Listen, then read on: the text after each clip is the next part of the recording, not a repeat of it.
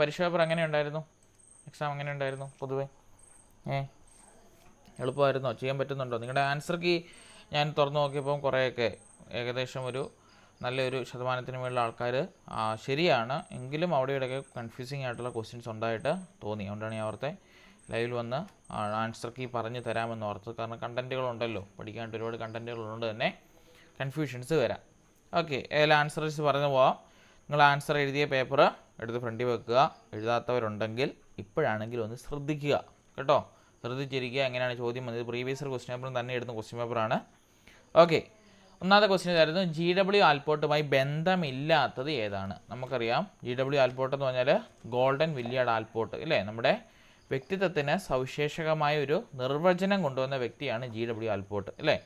അദ്ദേഹത്തിൻ്റെ കാഴ്ചപ്പാടുകളായിരുന്നു പക്വ വ്യക്തിത്വം, അതുപോലെ തന്നെ മുഖ്യ സവിശേഷകം, അതുപോലെ തന്നെ ദ്വിതീയ സവിശേഷകം, മധ്യമ സവിശേഷകം, ഇതെല്ലാം നമ്മുടെ GW ആൽപോർട്ടിൻ്റെ എന്താണ് പ്രസ്താവന അല്ലെങ്കിൽ GW ആൽപോർട്ടിൻ്റെ കണ്ടെത്തലുകളാണ്. പക്ഷേ ഈ പറയുന്ന ആദർശാത്മകം, അതായത് നമ്മുടെ കാൾ റോജേഴ്സ് കൊണ്ടുവന്ന, മാനവികതാവാദിയായിട്ടുള്ള കാൾ റോജേഴ്സ് കൊണ്ടുവരുന്ന ഈ ആദർശാത്മകം, അതുപോലെ തന്നെ നമ്മുടെ ആത്മബോധന സങ്കല്പം, അതുപോലെ തന്നെ യാഥാസ്ഥിതികം, നിരൂപാധിക സ്നേഹം, പരിഗണനയൊക്കെ കൊണ്ടുവന്നത് നമ്മുടെ കാൾ റോജേഴ്സാണ്. അപ്പം GW ആൽപോർട്ടുമായിട്ട് ബന്ധമില്ലാത്തത് നമ്മുടെ മാനവികതാവാദിയായിട്ടുള്ള കാൾ റോജേഴ്സ് കൊണ്ടുവന്ന ആദർശാത്മകമാണ്. ഓർത്തിരിക്കേണ്ട കാര്യമാണ് ഈ രണ്ട് പേരുടെയും, അതായത് GW Allport, golden Villard Allport നമ്മുടെ സവിശേഷക സമീപനങ്ങൾ, അതായത് ട്രയറ്റ് അപ്രോച്ച് കൊണ്ടുവന്ന വ്യക്തിയാണ്. അദ്ദേഹം പറഞ്ഞതാണ്, ഒരു വ്യക്തിയിൽ എപ്പോഴും കാണപ്പെടുന്ന സ്വഭാവശേഷി എന്ന് പറയുന്ന പേരാണ് മുഖ്യ സവിശേഷകം.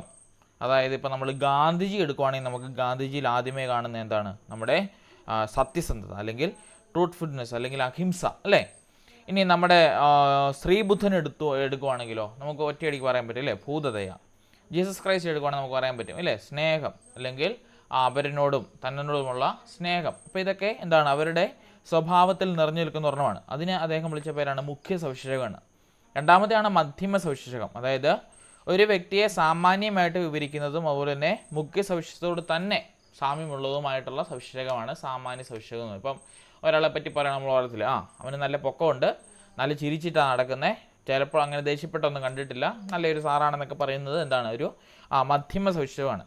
ഇനി ദ്വിതീയ സവിശേഷകം എന്ന് പറഞ്ഞാൽ വല്ലപ്പോഴും വന്ന് പോകുന്ന ഒരെണ്ണം, അതായത് ദേഷ്യപ്പെടുമ്പോഴൊക്കെ നമ്മളിൽ ഉണ്ടാകുന്ന ചില മാറ്റങ്ങൾ, ചില അവിചാരിതമായിട്ടുള്ള മാറ്റങ്ങളൊക്കെ അവിടെ വരുന്നത്, അതാണ് ദ്വിതീയ സവിശേഷകം എന്ന് പറയുന്നത്. പിന്നെ അദ്ദേഹത്തിന് തന്നെ ഒരു കാഴ്ചപ്പാടായിരുന്നു പക്വ വ്യക്തിത്വം അല്ലെങ്കിൽ മച്ചുവേർഡ് പേഴ്സണാലിറ്റി എന്ന് പറയുന്നത്. അതിനകത്ത് 6 കാര്യങ്ങൾ അദ്ദേഹം പറഞ്ഞിരുന്നു. വിപുലീകൃത അഹം വേണം, അതുപോലെ തന്നെ ഊഷ്മളമായിട്ടുള്ള ബന്ധങ്ങൾ ഉണ്ടാക്കണം, ആത്മസന്തുലനം പ്രാപിക്കണം, യഥാർത്ഥ ബോധ്യം ഉണ്ടായിരിക്കണം, ആത്മധാരണ ഉണ്ടായിരിക്കണം, ഏകാത്മകമായിട്ടുള്ളൊരു ദൈവദർശനം കൂടി നമ്മുടെ ജീവിതത്തിൽ വേണമെന്ന് അദ്ദേഹം പറഞ്ഞു വെക്കുകയുണ്ടായി. ഇതൊക്കെ നമ്മൾ പറഞ്ഞു പോയതാണെങ്കിലും ഒന്ന് ഓർക്കാനായിട്ട് പറഞ്ഞു കേട്ടോ. ഇനി കാൾ റോജേഴ്സിലേക്ക് വരുവാണെങ്കിൽ അദ്ദേഹമാണ് എന്ത് പറയുന്നത്? ഒരു മാനവികതാവാദിയായിരുന്നു. അതായത് മാനവികതാവാദി എന്ന് വെച്ചാൽ മനുഷ്യനാണ് ഏറ്റവും ഇമ്പോർട്ടൻസ് കൊടുത്തവർ, അല്ലാതെ ബാക്കി ഒന്നിനെ അവരെ വിലയിരുത്തിയില്ല. മനുഷ്യൻ ജീവിക്കുന്ന മനുഷ്യനായതുകൊണ്ട് തന്നെ മനുഷ്യർക്ക് ഇമ്പോർട്ടൻസ് കൊടുത്ത ഒരു വ്യക്തിത്വമാണ് കാൾ റോജേഴ്സിനുള്ളത്. അദ്ദേഹമാണ് പറഞ്ഞത്, ഒരു മനുഷ്യന് ആദർശാത്മകമായിട്ടുള്ള ആക്കവും യാഥാസ്ഥിതികവും ഉണ്ട്. അതായത് ഒരു ഐഡിയൽ സെൽഫും ഒരു റിയൽ സെൽഫുമുണ്ട്. അതായത് പറയുന്നത് ഇത്രയേ ഉള്ളൂ, ഞാൻ ആരായിത്തീരാൻ നമ്മൾ ആഗ്രഹിക്കുന്നുവോ അതിന് പറയുന്ന പേരാണ് നമ്മുടെ ഐഡിയൽ സെൽഫ് എന്ന്. ഇപ്പോൾ എനിക്ക് ആഗ്രഹമുണ്ട് അല്ലേ, നല്ലൊരു അധ്യാപകനാകണം, നമ്മുടെ ഈ പറഞ്ഞ കാറ്ററ്റൊക്കെ നേടിയെടുക്കണം, ശേഷം PSC വരുമ്പോൾ അത് ക്രാക്ക് ചെയ്യണം, KSR KER പോലുള്ള എക്സാംസ് ക്ലിയർ ചെയ്യണം, നല്ലൊരു HM-ആയിട്ട് നമുക്ക് പ്രൊമോഷൻ കിട്ടണം, നല്ലൊരു നല്ലൊരു റിട്ടയർമെൻറ്റ് നമുക്ക് സ്വപ്നം കാണും അല്ലേ. അതൊരു ഐഡിയൽ സെൽഫാണ്. പക്ഷേ നമ്മുടെ യാഥാർത്ഥ്യത്തിലേക്ക് വന്നാൽ അവിടെ എന്താണ്, അല്ലെങ്കിൽ റിയലിലേക്ക് വന്ന ഞാൻ ആരാ? ഇപ്പോൾ ഞാൻ പഠിച്ചുകൊണ്ടിരിക്കുന്ന ഒരു വ്യക്തി അല്ലേ. അങ്ങനെ ഒരു കാഴ്ചപ്പാടാണ് നമ്മുടെ ആര് കൊണ്ടുവന്നത്? നമ്മുടെ കാൾ റോജേഴ്സ് കൊണ്ടുവന്നത്. അപ്പോൾ അത് നമ്മുടെ GW ആൽപോർട്ടുമായിട്ട് ബന്ധമില്ല എന്ന് ഓർത്തിരിക്കണം. ഓക്കെ, അടുത്ത ക്വസ്റ്റ്യൻ വളരെ ഇമ്പോർട്ടൻ്റ് ആണ്, എപ്പോഴും പരീക്ഷയ്ക്ക് ചോദിക്കുന്ന ഒരെണ്ണമാണ്. നമ്മുടെ എബ്രഹാം മാസ്ലോയുടെ ആവശ്യങ്ങളുടെ ശ്രേണിയിലെ സുരക്ഷിതത്തിനും ആദരിക്കപ്പെടലിനും ഇടയിലുള്ള തലമേത്? അല്ലെങ്കിൽ നമുക്കറിയാം എബ്രഹാം മാസ്ലോയാണ് നമ്മുടെ ആവശ്യങ്ങളുടെ ശ്രേണി കൊണ്ടുവന്നത് അല്ലേ, ഹെറിഡിറ്ററി ഓഫ് നീഡ്സ് എന്ന് പറഞ്ഞാൽ കാര്യങ്ങൾ കൊണ്ടുവന്നത്. അതിൻ്റെ അകത്ത് എബ്രഹാം മാസ്ലോ മുമ്പോട്ട് വെച്ചതാണ് ഒരു പടികൾ കയറുന്ന പോലെ, അല്ലെങ്കിൽ ഒരു ട്രയാങ്കുലർ ഷേപ്പിൽ അദ്ദേഹം എന്ത് കൊണ്ടുവന്നു? നമ്മുടെ മനുഷ്യൻ്റെ ആവശ്യങ്ങൾ കൊണ്ടുവന്നു. അതിനെ ഒരു ശ്രേണി രീതിയിൽ അല്ലെങ്കിൽ ഒരു സീരിയലൈസേഷൻ പോലെയാണ് അദ്ദേഹം മുൻപോട്ട് വെച്ചത്. അത് പിന്നെ ഒരു കോഡ് ഇവിടെ ഉണ്ട്, PSLE IAS എന്ന് പറഞ്ഞാൽ ഫിസിക്കൽ എന്ന് പറഞ്ഞാൽ ശാരീരിക ആവശ്യങ്ങൾ ആദ്യം. രണ്ടാമത്തേത് S എന്ന് പറഞ്ഞാൽ സേഫ്റ്റി, സുരക്ഷിതത്വം. മൂന്നാമത്തേത് L എന്ന് പറഞ്ഞാൽ ലവ് അല്ലെങ്കിൽ സ്നേഹിക്കുക, സ്നേഹിക്കപ്പെടുക. മൂന്നാമത്തേത് E ആണ് എസ്റ്റീം നീഡ്സ് അല്ലെങ്കിൽ ആദരിക്കപ്പെടുക. I എന്ന് പറഞ്ഞാൽ ഇൻ്റലക്ച്വൽ നീഡ്സ്, വൈജ്ഞാനികമായിട്ടുള്ള നേട്ടങ്ങൾ വേണം. ഇനി A എന്ന് പറഞ്ഞാൽ എസ്തറ്റിക് നീഡ്സ്, അതായത് സൗന്ദര്യാത്മകം. ഏറ്റവും അവസാനത്തേത് സെൽഫ് അക്യുട്ടേഷൻ അല്ലെങ്കിൽ ആത്മസാക്ഷാത്കാരം എന്ന് പറയും. അതാണ് ഇദ്ദേഹം കൊണ്ടുവന്ന തിയറി. ഇവിടെ എന്താ പറഞ്ഞത്? നമുക്ക് എവിടെ വേണ്ടത്? സുരക്ഷിതത്തിനും ആദരിക്കപ്പെടലിനും ഇടയിലുള്ള ഇതേത്, അതായത് സുരക്ഷിതത്തിനും ആദരിക്കപ്പെടുക, സുരക്ഷിതത്വം ഇവിടെ, ആദരിക്കപ്പെടുക ഇവിടെ, അതിനിടയിലുള്ള സ്നേഹിക്കുക, സ്നേഹിക്കപ്പെടുക അല്ലെങ്കിൽ ലവ് ആണ്. ഒന്നെങ്കിൽ ഇങ്ങനെ ഓർത്തിരിക്കാം, PSLE IAS എന്ന് ഓർത്തിരിക്കാം. Psychological, safety, love, esteem, intellectual, aesthetic and self actualization കേട്ടോ. ആ ഒരു കാര്യത്തിലൂടെ നിങ്ങൾക്ക് ഓർത്തിരിക്കാം. ഇനി മലയാളത്തിൽ പറഞ്ഞാൽ ശാരീരികാവശ്യങ്ങൾ, സുരക്ഷിതത്വം, സ്നേഹിക്കുക, സ്നേഹിക്കപ്പെടുക, ആദരിക്കപ്പെടുക, വൈജ്ഞാനികം, സൗന്ദര്യാത്മകം, ആത്മസാക്ഷാത്കാരം. ഇതാണ് അബ്രഹാം മാസ്ലോയുടെ ആവശ്യങ്ങളുടെ ശ്രേണിയിലെ 7 കാര്യങ്ങൾ. ഇതിൽ മിക്കപ്പോഴും ചോദിക്കുന്ന ഒരെണ്ണമാണ് ഈ ഒരു ക്വസ്റ്റ്യൻ. പിന്നെ അതുപോലെ തന്നെ ആദ്യത്തെ ലെവൽ എന്താണ്? ശാരീരിക ആവശ്യങ്ങളാണ് ആദ്യത്തേത് കേട്ടോ. ഏറ്റവും ആദ്യത്തെ ശാരീരിക ആവശ്യങ്ങൾ, ഏറ്റവും അവസാനത്തേത് ആത്മസാക്ഷാത്കാരം കേട്ടോ. ഈ ഇവിടെ വന്നാണ് ഇത് നിൽക്കുന്നത് കേട്ടോ. ആ കാര്യം കൂടി ഓർത്തിരിക്കണം. അടുത്ത ക്വസ്റ്റ്യൻ, പിയാഷെയുടെ വൈജ്ഞാനിക വികസന ഘട്ടത്തിൽ പ്രത്യാവർത്തനുള്ള കഴിവ് ആർജിക്കുന്നത് എന്ന് പറയുന്ന ഘട്ടമേത് എന്ന് പറയുന്നത്? എന്താ പ്രത്യാവർത്തനുള്ള കഴിവെന്ന് പറഞ്ഞാൽ നമ്മുടെ റിവേഴ്സിബിലിറ്റി എന്ന് പറയും. അതായത് നമ്മുടെ 2ാം ക്ലാസ്സിലും 3ാം ക്ലാസ്സിലും ഒക്കെ നമ്മൾ തുടങ്ങുന്ന, അതായത് 3ാം ക്ലാസ്സിലൊക്കെ നമ്മൾ സ്റ്റാർട്ട് ചെയ്യുന്ന പറഞ്ഞാൽ ഇപ്പം 3ഉം 2ഉം കൂട്ടിയാൽ എത്ര കിട്ടും? 5 കിട്ടും അല്ലേ? ഇത് ഒരു ഡയറക്ഷനിൽ കൊച്ചു ചിന്തിച്ചു, ഇനിയും തിരിച്ച് ചിന്തിക്കാനുള്ള കഴിവ് വേണം. അതിനാണ് റിവേഴ്സിബിലിറ്റി എന്ന് പറയുന്നത്. നമ്മൾ +2-ലൊക്കെ റിവേഴ്സിബിൾ റിയാക്ഷൻ പഠിച്ചിട്ടില്ലേ? അതായത് അങ്ങോട്ട് ഒരു റിയാക്ഷൻ ഉണ്ടെങ്കിൽ തിരിച്ച് അതേപടി റിയാക്ഷൻ ഇങ്ങോട്ട് വരും. ഇങ്ങനൊരു സിമ്പിളൊക്കെ നമ്മൾ +2 സയൻസിന് അത് പഠിച്ചിട്ടുള്ളൂ അല്ലേ? ആ സെയിം സാധനം തന്നെ. അതായത് 3ഉം 2ഉം കൂട്ടിയാൽ 5 കിട്ടുമെങ്കിൽ 5ൽ നിന്ന് 2 കുറച്ചാൽ എന്നാ കിട്ടും? 5ൽ നിന്ന് 2 കുറച്ചാൽ 3 കിട്ടുമെന്നുള്ള കാഴ്ചപ്പാട് കൊച്ചിന് വന്നാൽ അതാണ് റിവേഴ്സിബിലിറ്റി എന്ന് പറയുന്നത്. അതെവിടെ വരേണ്ടത്? മൂർത്ത മനോവ്യാപാര ഘട്ടത്തിൽ, അതായത് 7 മുതൽ 11 വയസ്സുള്ള കാലഘട്ടത്തിലാണ് ഈ ഒരു റിവേഴ്സിബിലിറ്റി കുട്ടികളിൽ തുടങ്ങുന്നത്. ഇപ്പോഴത്തെ കുട്ടികളിൽ ഞാൻ പറഞ്ഞില്ലേ 3ാം ക്ലാസ് തൊട്ടൊക്കെ തന്നെ തുടങ്ങും കേട്ടോ. 3ാം ക്ലാസ് 4ാം ക്ലാസ് ഒക്കെ തൊട്ട് തന്നെ തുടങ്ങും. അപ്പോൾ ഓർത്തിരിക്കണം, റിവേഴ്സിബിലിറ്റി എന്ന് പറഞ്ഞാൽ എന്താണ്? മുന്നോട്ട് ചിന്തിച്ചതിനെ തന്നെ പുറകോട്ട് ചിന്തിക്കാനുള്ള കഴിവ്, അതേപടി പുറകോട്ട് ചിന്തിക്കാനുള്ള കഴിവിന് പറയുകയാണ് റിവേഴ്സിബിലിറ്റി. ഇനിയും ഒരു കൊച്ച് ഈ 3 + 2 5 എന്ന് മാത്രം ചിന്തിക്കുകയാണ്, ആ കൊച്ച് ഏതാണ്? പ്രത്യാവർത്തനത്തിനുള്ള കഴിവില്ല എന്ന് പറഞ്ഞാൽ ഇർറിവേഴ്സിബിൾ എന്ന് പറയും. അതായത് നമ്മുടെ പ്രാഗ്മന വ്യാപാരഘട്ടത്തിലായിരിക്കും ആ കൊച്ച് നിൽക്കുന്നത് കേട്ടോ. രണ്ടും ഓർത്തിരിക്കണം. ഇർറിവേഴ്സിബിലിറ്റി ആണെങ്കിൽ കൊച്ച് പ്രാഗ്മന വ്യാപാരഘട്ടത്തിൽ, റിവേഴ്സിബിലിറ്റി ആണെങ്കിൽ കൊച്ച് മൂർത്ത മനോവ്യാപാരഘട്ടത്തിൽ. ഇനിയും ഇന്ദ്രിയങ്ങൾ ഉപയോഗിച്ചുകൊണ്ടുള്ള കാര്യങ്ങൾ, അതായത് കണ്ണ്, മൂക്ക്, നാക്ക്, തൊക്ക്, അതുപോലെ ഇതൊക്കെ വെച്ചുകൊണ്ടുള്ള കാര്യങ്ങൾ പഠിക്കുകയാണെങ്കിൽ കൊച്ച് എവിടെയാണ്? ഇന്ദ്രിയ ചാലഘട്ടത്തിലാണ്. ഇനിയും ഔപചാരിക മനോവ്യാപാരഘട്ടം എന്ന് വെച്ചാൽ എന്താണ്? നമ്മുടെ എല്ലാ കാര്യങ്ങളും കൊച്ച് പഠിച്ച് ഭാവിയെപ്പറ്റി ചിന്തിച്ച് പാസ്റ്റും പ്രസൻറ്റും ഫ്യൂച്ചറും ഒക്കെ മനസ്സിലാക്കാൻ കൊച്ച് പഠിച്ചെങ്കിൽ അതാണ് ഔപചാരിക മനോവ്യാപാരഘട്ടം. ഇത് ഇമ്പോർട്ടൻ്റ് ആണ്, പഠിക്കണം. പലപ്പോഴും ചോദിച്ചിട്ടുണ്ട് കേട്ടോ, ഈ ഒരു സ്റ്റെപ്പ് ചോദിച്ചിട്ടുണ്ട്, അതും ഓർത്തിരിക്കണം.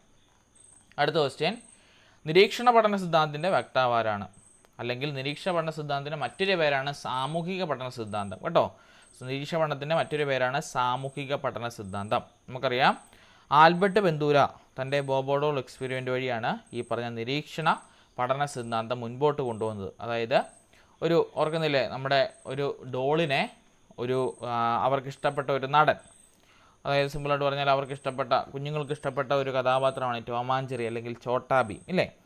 നമ്മളൊരു കാർട്ടൂൺ കാണിക്കുവാണ്, ഈ പറയുന്ന ചോട്ടാ ഭീം ഒരു പാവയിനെ, അതായത് ഒരു ടെഡി ബിയറിനെ കണ്ടമാനം വിട്ട് ആക്രമിക്കുന്നു പറഞ്ഞാൽ അതിനെ പിച്ചുന്നു, മാന്തുന്നു, വലിച്ചു കീറുന്നു, അതിലുള്ള പഞ്ഞിയിലെടുത്ത് വലിച്ചെറിയുന്നു, നിലത്തിട്ട് ചവിട്ടുന്നു, മോന്തയൊക്കെ ഈ ഭിത്തിയിലിട്ട് ഉരയ്ക്കുന്നു. ഇങ്ങനെയുള്ള അക്രമവാസന നമ്മുടെ ചോട്ടാ ഭീം ആ ഒരു പാവയിൽ കാണിക്കുന്നു. ശേഷം ഇത് കാണിച്ചു കഴിഞ്ഞതിന് ശേഷം കുഞ്ഞുങ്ങളുടെ കയ്യിൽ അങ്ങനത്തെ തന്നെ ഒരു പാവ കൊടുത്താൽ കുഞ്ഞുങ്ങൾ എന്നാ ചെയ്യാൻ നോക്കും? ചോട്ടാ ഭീം എന്ത് ചെയ്തു അതുപോലെ തന്നെ ചെയ്യാൻ നോക്കും. അതാണ് നമ്മുടെ ആൽബർട്ട് ബന്ദൂര തൻ്റെ പരീക്ഷണത്തിലൂടെ തെളിയിച്ചത്. അതിനെയാണ് അദ്ദേഹം നിരീക്ഷണ പഠന സിദ്ധാന്തം അല്ലെങ്കിൽ സാമൂഹിക പഠന സിദ്ധാന്തം എന്ന് പറഞ്ഞത്. അതായത് സമൂഹത്തിൽ നടക്കുന്ന കാര്യങ്ങൾ കുട്ടികൾ അതേപടി ക്യാച്ച് ചെയ്തെടുക്കും. അതിനാണ് സാമൂഹിക പഠന സിദ്ധാന്തം എന്നുള്ളത്. അപ്പോൾ അത് കണ്ടുപിടിച്ച ആരാണ്? നമ്മുടെ ആൽബർട്ട് ബന്ദൂര കേട്ടോ. ആൽബർട്ട് ബന്ദൂരയാണ് നമ്മുടെ നിരീക്ഷണ പഠന സിദ്ധാന്തം കണ്ടുപിടിച്ചത്. അല്ലെങ്കിൽ നിരീക്ഷണ പഠന സിദ്ധാന്തത്തിൻ്റെ മറ്റൊരു പേരാണ് സാമൂഹിക പഠന സിദ്ധാന്തം, സോഷ്യോ കൾച്ചറൽ ലേണിംഗ് തിയറി എന്ന് ഇംഗ്ലീഷിൽ പറയും കേട്ടോ. നിരീക്ഷണ പഠന സിദ്ധാന്തത്തിൻ്റെ ഇംഗ്ലീഷാണ് ഒബ്സർവേഷണൽ ലേണിംഗ് കേട്ടോ. ഒബ്സർവേഷണൽ ലേണിംഗ് ആണ് നമ്മുടെ നിരീക്ഷണ പഠന സിദ്ധാന്തത്തിൻ്റെ ഇംഗ്ലീഷ്. പിയാഷയുടെ കാര്യം പറയണ്ടല്ലോ. പിയാഷെ വളരെ ഇമ്പോർട്ടൻ്റ് ആണ് നമ്മുടെ വൈജ്ഞാനിക വികസനത്തിൽ. നമ്മൾ മുമ്പേ പഠിച്ച നമ്മുടെ ഇന്ദ്രിയജാലട്ടം, പ്രാഗ്മനോരട്ടം അതൊക്കെ പോലുള്ള വലിയ വലിയ തിയറീസ് കണ്ടുപിടിച്ച വ്യക്തിയാണ് പിയാഷെ. സ്കിന്നർ ആരാ? സ്കിന്നർ ഓർമ്മയില്ലേ? സ്കിന്നർ SRS എന്നൊക്കെ പറഞ്ഞാൽ അല്ലേ, നമ്മുടെ RS ബന്ധം അല്ലെങ്കിൽ നമ്മുടെ ചോദക പ്രബലനം പോലെ പ്രബലന ചോദക ബന്ധം കണ്ടുപിടിച്ച വ്യക്തിയാണ് സ്കിന്നർ. അതുപോലെ തന്നെ റീഇൻഫോഴ്സ്മെൻറ്റ് അല്ലെങ്കിൽ പ്രബലനങ്ങളൊക്കെ കണ്ടുപിടിച്ച വ്യക്തിയാണ് സ്കിന്നർ. ഇനിയും എറിക്കർചേഴ്സൺ ആരാ? നമുക്ക് പഠിക്കാനുള്ള വ്യക്തിയാണ് എറിക്കർചേഴ്സൺ. നമ്മുടെ കുഞ്ഞുങ്ങളിൽ അല്ലെങ്കിൽ നമ്മുടെ കൊച്ചു കുട്ടികൾ തൊട്ട് വലിയവർ വരെയുള്ള ഒരു താരതമ്യ പട്ടിക തയ്യാറാക്കിയ വ്യക്തിയാണ് ഈ പറഞ്ഞ എറിക് എച്ച് എറിസൺ കേട്ടോ. അദ്ദേഹത്തിൻ്റെ മനോവിശ്ലേഷണ സിദ്ധാന്തം എന്ന് പറയും. അതായത് എറിക്കർചേഴ്സൺ ആണ് മനോവിശ്ലേഷണ സിദ്ധാന്തം കൊണ്ടുവന്നത്. അദ്ദേഹത്തിൻ്റെ മനോവിശ്ലേഷണ സിദ്ധാന്തത്തിലൂടെ 8 ഘട്ടങ്ങളിലൂടെയാണ് നമ്മുടെ ഓരോ മനുഷ്യൻ്റെ വികാസം സാധ്യമാകുന്നതാണ് എറിക്കർചേഴ്സൺ പറഞ്ഞത്. അത് നമുക്ക് പഠിക്കാൻ വരുന്നേ ഉള്ളൂ കേട്ടോ. ആ കാര്യം കൂടി നമുക്ക് പഠിക്കാനുണ്ട്. അപ്പോൾ ഇവരുടെ പേരുകളൊക്കെ ഓർത്തിരിക്കണം, മറന്നു പോകരുത്. ഇനിയും ബ്രൂണറുടെ വൈജ്ഞാനിക വികസന ഘട്ടത്തിൽ പെടാത്തത് ഏത്? ബ്രൂണറുടെ വൈജ്ഞാനിക വികസനത്തിൽ പെടാത്തതാണ് ഏത്? നമുക്കറിയാം. ബ്രൂണർ 3 കാര്യങ്ങൾ കണ്ടുപിടിച്ചുള്ളൂ അല്ലേ? പ്രവർത്തനം, ബിംബനം, പ്രതിരുവാത്മകം ഇല്ലേ? അതിലില്ലാത്ത ഏതാ? മനോവ്യാപാര ഘട്ടം. അത് ആരുടെയാ? പിയാഷെയുടെ അല്ലേ? പിയാഷെയുടെ അകത്താണ് മനോവ്യാപാര ഘട്ടം ഉള്ളത്. പ്രവർത്തനം, ബിംബനം, പ്രതീകാത്മക ഘട്ടം നമ്മുടെ ബ്രൂണറുടെ വൈജ്ഞാനിക വികസന ഘട്ടത്തിൽ ഉള്ളതാണ്. ഇനിയും ഇതൊരു ഇമ്പോർട്ടൻ്റ് ക്വസ്റ്റ്യൻ ആണ്. നിരീക്ഷിക്കപ്പെടുന്ന വ്യവഹാരത്തിൻ്റെ പ്രത്യേകതകൾ എത്ര അളവിലും തീവ്രതയിലും ഉണ്ടെന്ന് ചില മാനദണ്ഡങ്ങളുടെ അടിസ്ഥാനത്തിൽ രേഖപ്പെടുത്തി വെക്കുന്ന ഗവേഷണോപാധിയാണ് റേറ്റിംഗ് സ്കെയിൽ എന്ന് പറയുന്നത്. അതായത് നമ്മളൊരു ആപ്പൊക്കെ ഇൻസ്റ്റാൾ ചെയ്ത് കഴിഞ്ഞ് ഒരു 5 മിനിറ്റ് കഴിയുമ്പോൾ അവർ ചോദിക്കത്തില്ലേ, റേറ്റ് ദിസ് ആപ്പ് എന്ന് പറഞ്ഞുകൊണ്ട് ഒരു 5 സ്റ്റാറൊക്കെ കാണിക്കത്തില്ലേ ഇങ്ങനെ അല്ലേ? ഇങ്ങനെ 5 സ്റ്റാറൊക്കെ കാണിച്ച് നമ്മൾ ഓർക്കുന്നില്ലേ? നമ്മളതിൽ 4 സ്റ്റാർ കൊടുക്കും. അപ്പോൾ ചോദിക്കും why you gave me 4 star? നിങ്ങൾ എന്തുകൊണ്ട് എനിക്ക് 4 സ്റ്റാർ തന്നെന്ന് അവർ ചോദിക്കും. അപ്പോൾ നമ്മൾ പറയും the application is to bugs അല്ലേ? Sometimes ad will coming into the application. നമ്മൾ പാട്ടൊക്കെ കേൾക്കുമ്പോൾ ആടൊക്കെ കമന്ന് നമ്മളൊക്കെ ഇരുന്ന് കമൻ്റ് അടിക്കും അല്ലേ? ആ സാധനമാണ് നമ്മുടെ റേറ്റിംഗ് സ്കെയിൽ എന്ന് പറയുന്നത്. എന്ന് പറയുന്നത് എന്താണ്? നമ്മളൊരു കാര്യത്തെ നമ്മൾ റേറ്റ് ചെയ്യുക. അപ്പോൾ എന്താണ് നിരീക്ഷിക്കപ്പെടുന്ന വ്യവഹാരം? ഈ വ്യവഹാരം എന്ന് പറഞ്ഞാൽ പ്രതികരണം അല്ലെങ്കിൽ ഒബ്സർവേഷൻ. അതിനെ എത്ര അളവിലും തീവ്രതയിലും ഉണ്ടെന്ന് നമ്മൾ നോക്കുന്നതിന് പറഞ്ഞ പേരാണ് റേറ്റിംഗ് സ്കെയിൽ. സർവേ ആണെങ്കിൽ അങ്ങനെയൊന്നുമില്ല. നമ്മൾ നേരെ എന്ന് ഒരു കൂട്ടം ആൾക്കാരുടെ, ഒരു ബൾക്ക് ആൾക്കാരുടെ എന്ത് നടത്തും? ഡീറ്റെയിൽസ് നമ്മൾ കളക്ട് ചെയ്യുന്നതാണ് സർവേ എന്ന് പറയുന്നത്. നമുക്കറിയാമല്ലോ നമ്മുടെ സെൻസസ് അവസാനം നടന്നതെന്നാ? സെൻസസ് അവസാനം നടന്നതെന്നറിയാവോ? ഓർത്തിരിക്കേണ്ട ചോദ്യമാണ്. സെൻസസ് അവസാനം നടന്നതെന്നാ? ഏത് വർഷമെന്നറിയാവോ സെൻസസ് അവസാനം നടന്നത്? ഇന്ത്യയിൽ സെൻസസ് അവസാനം നടന്നതെന്നാ? അറിയത്തില്ലേ? 2011 കേട്ടോ. സെൻസസ് എത്ര വർഷം ഇടവിട്ടാണ് നടക്കേണ്ടത്? 10 വർഷം ഇടവിട്ടാണ് സെൻസസ് നടക്കുന്നത് കേട്ടോ. 2011 ശേഷം പിന്നെ നടന്നിട്ടില്ല. കാരണം എന്തായിരുന്നു? 2011 കഴിഞ്ഞാൽ 2021 സെൻസസ് നടന്നില്ല. കാരണം കോവിഡ് കാരണം നടന്നില്ല കേട്ടോ. നമ്മുടെ ഈ പറഞ്ഞ എലക്ഷൻസ് കഴിഞ്ഞിട്ട് നടക്കുമെന്ന് പറയുന്നുണ്ട്. അതായത് 2025 അടുത്ത സെൻസസ് വരാൻ പോകുന്നതാണ് സ്റ്റഡീസ് പറയുന്നത്. ഈ സെൻസസ് എടുക്കുന്ന ഏത് രീതിയിലുള്ളതെന്നറിയാമോ? സർവേ രീതി വരെ. അതായത് നമ്മൾ അധ്യാപകരൊക്കെ നമുക്ക് ഡ്യൂട്ടി കിട്ടുന്നു കേട്ടോ. നമ്മൾ അധ്യാപകർ എന്ത് ചെയ്യും? ഒരു ഏരിയ നമുക്ക് തരും. ആ ഏരിയക്കകത്ത് നമ്മൾ എന്ത് ചെയ്യണം? വീടുകളിൽ പോയി എത്ര പേര്, പ്രായമുള്ളവരെത്ര, അവരുടെ ഏജ് എത്ര, അവർ എന്ത് ചെയ്യുന്നു, അവരുടെ കുട്ടികൾ എത്ര, അവരുടെ വല്യപ്പൻ വല്യമ്മ, അങ്ങനെ എല്ലാ ഡീറ്റെയിൽസ് നമ്മൾ കളക്ട് ചെയ്യും ഒരു ഏരിയയിൽ പോയി. അതിനെയാണ് സെൻസസ് എന്ന് പറയുന്നത്. സെൻസസ് എടുക്കുന്ന രീതി ഇതിലൂടെയാണ് സർവേ രീതി എന്ന് പറഞ്ഞാൽ എന്താ? ഒരു വ്യവഹാരത്തിന് അല്ലെങ്കിൽ ഒരു കാര്യത്തിൻ്റെ ഒരു ഒബ്സർവേഷൻ നമ്മൾ എന്ത് ചെയ്യും? ഫുൾ ഡീറ്റെയിൽസ് നമ്മൾ കളക്ട് ചെയ്യും. അത് മാസ്സായിട്ട് കളക്ട് ചെയ്യും കേട്ടോ. ഒരാളുടെ മാത്രമല്ല, മാസ് കളക്ഷൻ അവിടെ ഉദ്ദേശിക്കുന്നത്. അഭിമുഖം എന്ന് പറഞ്ഞാൽ എന്താണ്? ഇൻ്റർവ്യൂ എന്ന് പറഞ്ഞാൽ നിരീക്ഷിക്കപ്പെടുന്ന അല്ലെങ്കിൽ അഭിമുഖം എന്ന് പറഞ്ഞാൽ ഏതെങ്കിലും ഒരു ലക്ഷ്യത്തെ മുൻനിർത്തി ഒന്നോ അതിലധികമോ വ്യക്തികൾ നടത്തുന്ന മുഖാമുഖ സംഭാഷണം എന്ന് പറയുന്ന പേരാണ് അഭിമുഖം ഇല്ലേ? നമ്മൾ ഈ പറഞ്ഞ കേറ്ററ്റ് പാസ്സായി നമ്മൾ ഈ പറഞ്ഞ ഡെയിലി ബേസിനൊക്കെ നമ്മൾ പോകാൻ നോക്കും. അപ്പോൾ എന്തുണ്ട്? അവിടെ ഇൻ്റർവ്യൂ ഉണ്ട് ഇല്ലേ? ഇൻ്റർവ്യൂ എന്ന് പറഞ്ഞാൽ എന്താണ്? അഭിമുഖം ഇല്ലേ? അഭിമുഖമാണ് അവിടെ നടത്തുന്നത്. അഭിമുഖം നടത്തുമ്പോൾ അവർ നമ്മളോട് ഓരോ ചോദ്യങ്ങൾ ചോദിക്കും. അപ്പോൾ ഒരാളാണ് ചോദിക്കുന്നത്? അല്ല. അപ്പോൾ എന്താണ് അതിൻ്റെ ഡെഫിനിഷൻ? ഏതെങ്കിലും ഒരു ലക്ഷ്യത്തെ മുൻനിർത്തി ഒന്നോ അതിലധികമോ വ്യക്തികൾ നടത്തുന്ന മുഖാമുഖ സംഭാഷണം എന്ന് പറയുന്ന പേരാണ് അഭിമുഖം എന്ന് പറയുന്നത്. അടുത്താണ് ഉപാഖ്യാന രേഖ എന്ന് പറഞ്ഞാൽ കുട്ടികളിലുണ്ടാകുന്ന അവിചാരിതമായ പ്രതികരണങ്ങൾ എന്ന് പറഞ്ഞാൽ എന്താണ്?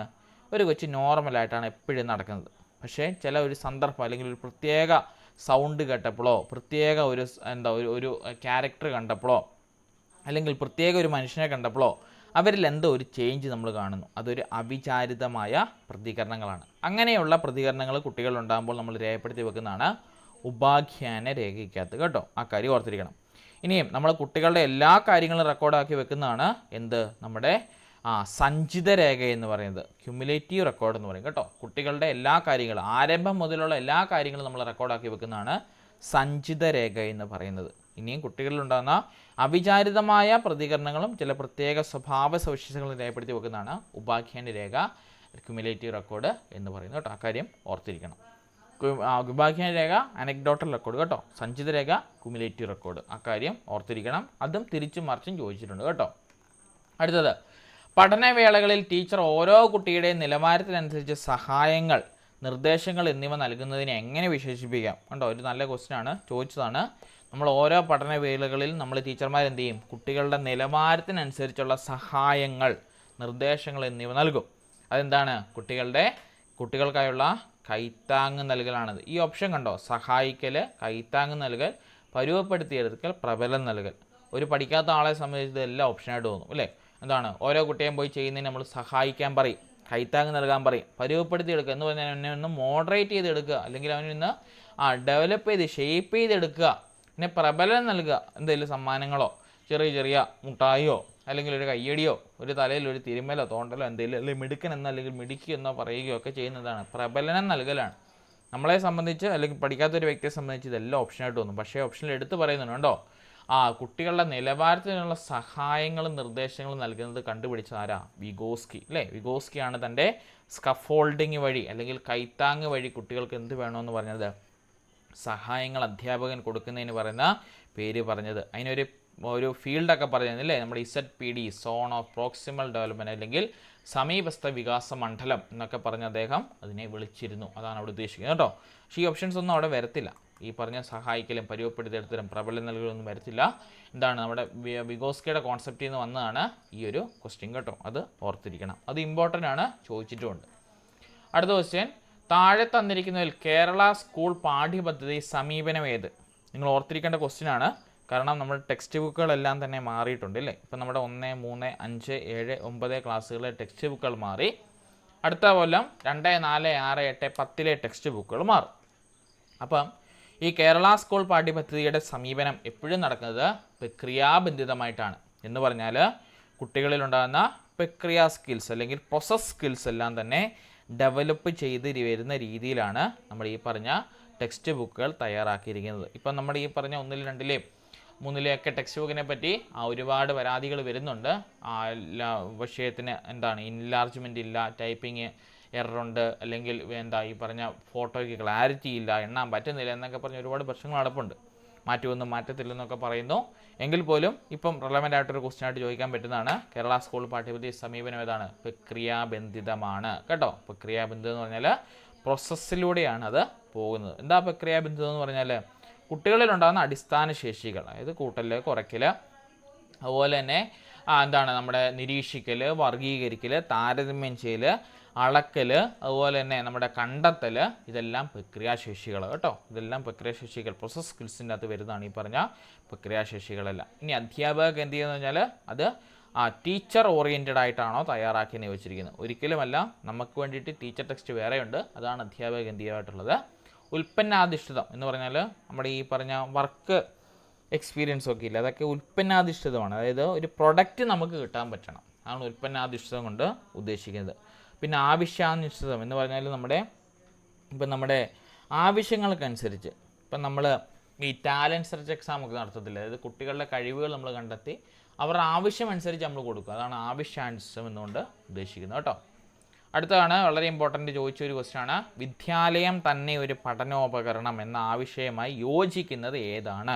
നമുക്കറിയാം വിദ്യാലയം ഒരു പഠനോപകരണം എന്ന് പറഞ്ഞാൽ നമ്മുടെ ചുവരിലുകളും മതിലുകളും ക്ലാസ് മുറികളും എല്ലാം നമ്മൾ അക്ഷരങ്ങളാലും വർണ്ണങ്ങളാലും പടങ്ങളാലും ചിത്രങ്ങളാലും ഒക്കെ നമ്മൾ നിറയ്ക്കും. എന്തിനു വേണ്ട?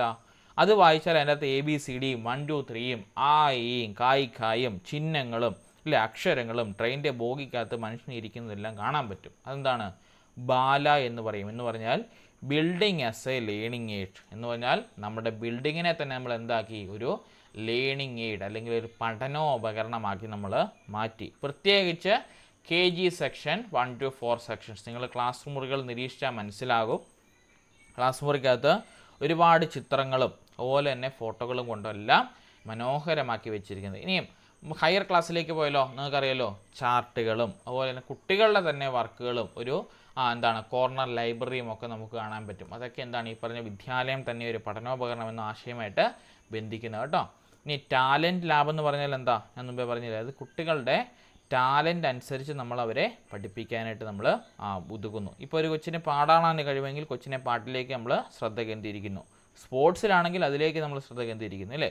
അതുപോലെ തന്നെ വർക്ക് എക്സ്പീരിയൻസിലാണെങ്കിൽ അതിലേക്ക് നമ്മൾ ശ്രദ്ധ കേന്ദ്രീകരിക്കും. അതിനാണ് നമ്മുടെ സ്കൂളുകളിൽ ഈ ഇടയ്ക്കെല്ലാം നടന്നില്ലേ നമ്മുടെ വർക്ക് ഫെസ്റ്റും അതുപോലെ തന്നെ കലോത്സവങ്ങളെല്ലാം നടക്കുന്നുണ്ട്. കാരണം കുട്ടികളുണ്ടാകുന്ന ടാലൻറ്റ് ഏതാണെന്ന് മനസ്സിലാക്കി അവരെ മുൻപോട്ട് കൊണ്ടുപോകാനായിട്ടാണ്. അടുത്താണ് ഹൈടെക് വിദ്യാലയം എന്ന് പറഞ്ഞാൽ ക്ലാസ് മുറികളെല്ലാം പ്രൊജക്ടറും അതുപോലെ തന്നെ ലാപ്ടോപ്പുകളും അതുപോലെ തന്നെ നമ്മുടെ ഈ പറഞ്ഞ LED വോൾസും TVകളും എല്ലാം വെക്കുന്നതാണ് ഹൈടെക് വിദ്യാലയം എന്നുകൊണ്ട് ഉദ്ദേശിക്കുന്നത്. അടുത്താണ് TLM എന്ന് പറഞ്ഞാൽ എന്താണ്? നമ്മളെല്ലാം ചെയ്യുന്ന ടീച്ചിങ് ലേണിംഗ് മെറ്റീരിയൽ കേട്ടോ. നമ്മളെല്ലാം ഉപയോഗിക്കുന്ന സാധനമില്ല. നമ്മൾ ഒരു പാഠഭാഗം എഴുതും, നമ്മൾ എഴുത്തില്ല. ഇതിന് വേണ്ട ആവശ്യമായിട്ടുള്ള ടീച്ചിങ് ഉപകരണങ്ങൾ. അമ്മേ ഈ കഥ വിചാരാവും. ഓക്കെ. അപ്പം അതിനെയാണ് നമ്മൾ TLM എന്നതുകൊണ്ട് ഉദ്ദേശിക്കുന്നത്. ടീച്ചിങ് ലേണിംഗ് മെറ്റീരിയൽ എന്ന് പറയും. അത് നമ്മൾ നമ്മുടെ ടീച്ചിങ് മാനുവൽ എഴുതുമ്പോൾ നമ്മൾ എഴുതി വെക്കുന്ന സാധനമാണ് നമ്മുടെ ടീച്ചിങ് ലേണിംഗ് മെറ്റീരിയൽ. അധ്യാപകർക്കുള്ളത് കേട്ടോ. ഇവിടെ വരേണ്ട ഉത്തരം BaLA, building as a learning aid. അടുത്ത ക്വസ്റ്റ്യൻ, ലൈംഗിക ചൂഷണം കൂടി വരുന്ന ഈ കാലഘട്ടത്തിൽ ഉണ്ടോ? റിലവൻ്റ് ആയിട്ടുള്ള ക്വസ്റ്റ്യനാണ് ഉണ്ടോ? ലൈംഗിക ചൂഷണം കൂടി വരുന്ന ഈ കാലഘട്ടത്തിൽ എന്താണ് കൗമാരക്കാർക്ക് വളരെ അത്യാവശ്യമായി നൽകേണ്ട കൗൺസിലിംഗ് ആണ്. നമുക്കറിയാം as A teacher you should be councillor അല്ലേ. നമ്മളൊരു കൗൺസിലറും ഗൈഡൻസറും ഒക്കെ ആയിരിക്കണം അല്ലേ. നമുക്ക് പഠിക്കുന്ന അല്ലേ കൗൺസിലിംഗ് ആൻഡ് ഗൈഡൻസ് എന്ന് പറഞ്ഞ ചാപ്റ്റർ നമ്മൾ പഠിക്കുന്നതാണ്. അതിനകത്തുള്ളതാണ് അല്ലേ. അതായത് ഈ പറഞ്ഞ ലൈംഗികമായിട്ടുള്ള ചൂഷണങ്ങൾ നേരിടുന്ന വളർന്നു വരുന്ന ഒരു കാലഘട്ടമാണ്. അതിൽ ഈ കൗമാരിക്കാർക്ക് വളരെ അത്യാവശ്യമായി നൽകേണ്ട കൗൺസിലിംഗ് ആണ് പ്രതിരോധ കൗൺസിലിംഗ്. അതായത് ഇതിന് എങ്ങനെ രക്ഷ നേടാം എന്ന് പറയുന്ന പ്രതിരോധ കൗൺസിലിംഗ് എന്ന് പറയുന്നത്. ഇനി സുഗര കൗൺസിലിംഗ് എന്ന് പറഞ്ഞാൽ നമുക്കറിയാലോ, എന്തെങ്കിലും ചെറിയ പ്രശ്നങ്ങൾ നമുക്കുണ്ടെങ്കിൽ ആ ചെറിയ പ്രശ്നങ്ങൾ നമുക്കറിയാവുന്ന ഒരാളോട് പോയി സംസാരിക്കും അല്ലേ. അങ്ങനെ നമുക്ക് സുഖകരമായിട്ടുള്ള രീതിയിൽ നമ്മൾ ചെയ്യുന്നതിനാണ് സുഗര കൗൺസിലിംഗ് എന്നുകൊണ്ട് ഉദ്ദേശിക്കുന്നത്. രണ്ടാമത്തെ പ്രതിസന്ധി നിവാരണ കൗൺസിലിംഗ്. ഇപ്പം നമ്മുടെ വയനാട് ദുരന്തമൊക്കെ അതിജീവിച്ച് വന്ന ആൾക്കാരെ സംബന്ധിച്ച് അവർക്കൊന്ന് റിക്കവർ ചെയ്യാൻ വളരെ പാടായിരിക്കും അല്ലേ. അങ്ങനെയുള്ളവരെ സംബന്ധിച്ച് അവർക്കൊരു കൗൺസിലിംഗ് അല്ലേ, വീടും സ്ഥലവും ബന്ധുക്കളും കൂട്ടുകാരും നാട്ടുകാരും അവർക്കുള്ളതെല്ലാം നഷ്ടപ്പെട്ടു, അവരൊറ്റപ്പെട്ടു. അങ്ങനെയുള്ളവർക്ക് വേണ്ടതാണ് പ്രതിസന്ധി നിവാരണ കൗൺസിലിംഗ്. അത് വേണം നോക്കിയിട്ട് പോകണം കേട്ടോ. അതായത് വയനാട് ദുരന്തത്തിൽ അല്ലെങ്കിൽ ദുരന്ത മേഖലകളിലുള്ളവർക്ക് വേണ്ടി നടത്തുന്ന കൗൺസിലിംഗ് ഏത് രീതിയിലൂടെയാണ്. അവരുടെ പിള്ളേരൊക്കെ പുതിയതായിട്ട് വന്നപ്പം നിങ്ങൾ വാർത്തയ്ക്കകത്ത് കണ്ടില്ലേ, അവരുടെ പുതിയൊരു സ്കൂളിലേക്ക് പിള്ളേരെ മാറ്റിയപ്പോൾ അവർക്ക് അതിന് മുമ്പ് കൗൺസിലിംഗ് ഒക്കെ നൽകിയിരുന്നു പറഞ്ഞ് വാർത്തയ്ക്കകത്ത് കണ്ടിരുന്നു. അതെന്തായിരുന്നു? ഈ പറഞ്ഞ പ്രതിസന്ധി നിവാരണ കൗൺസിലിംഗ് ആണ് അവിടെ നടത്തിയത്.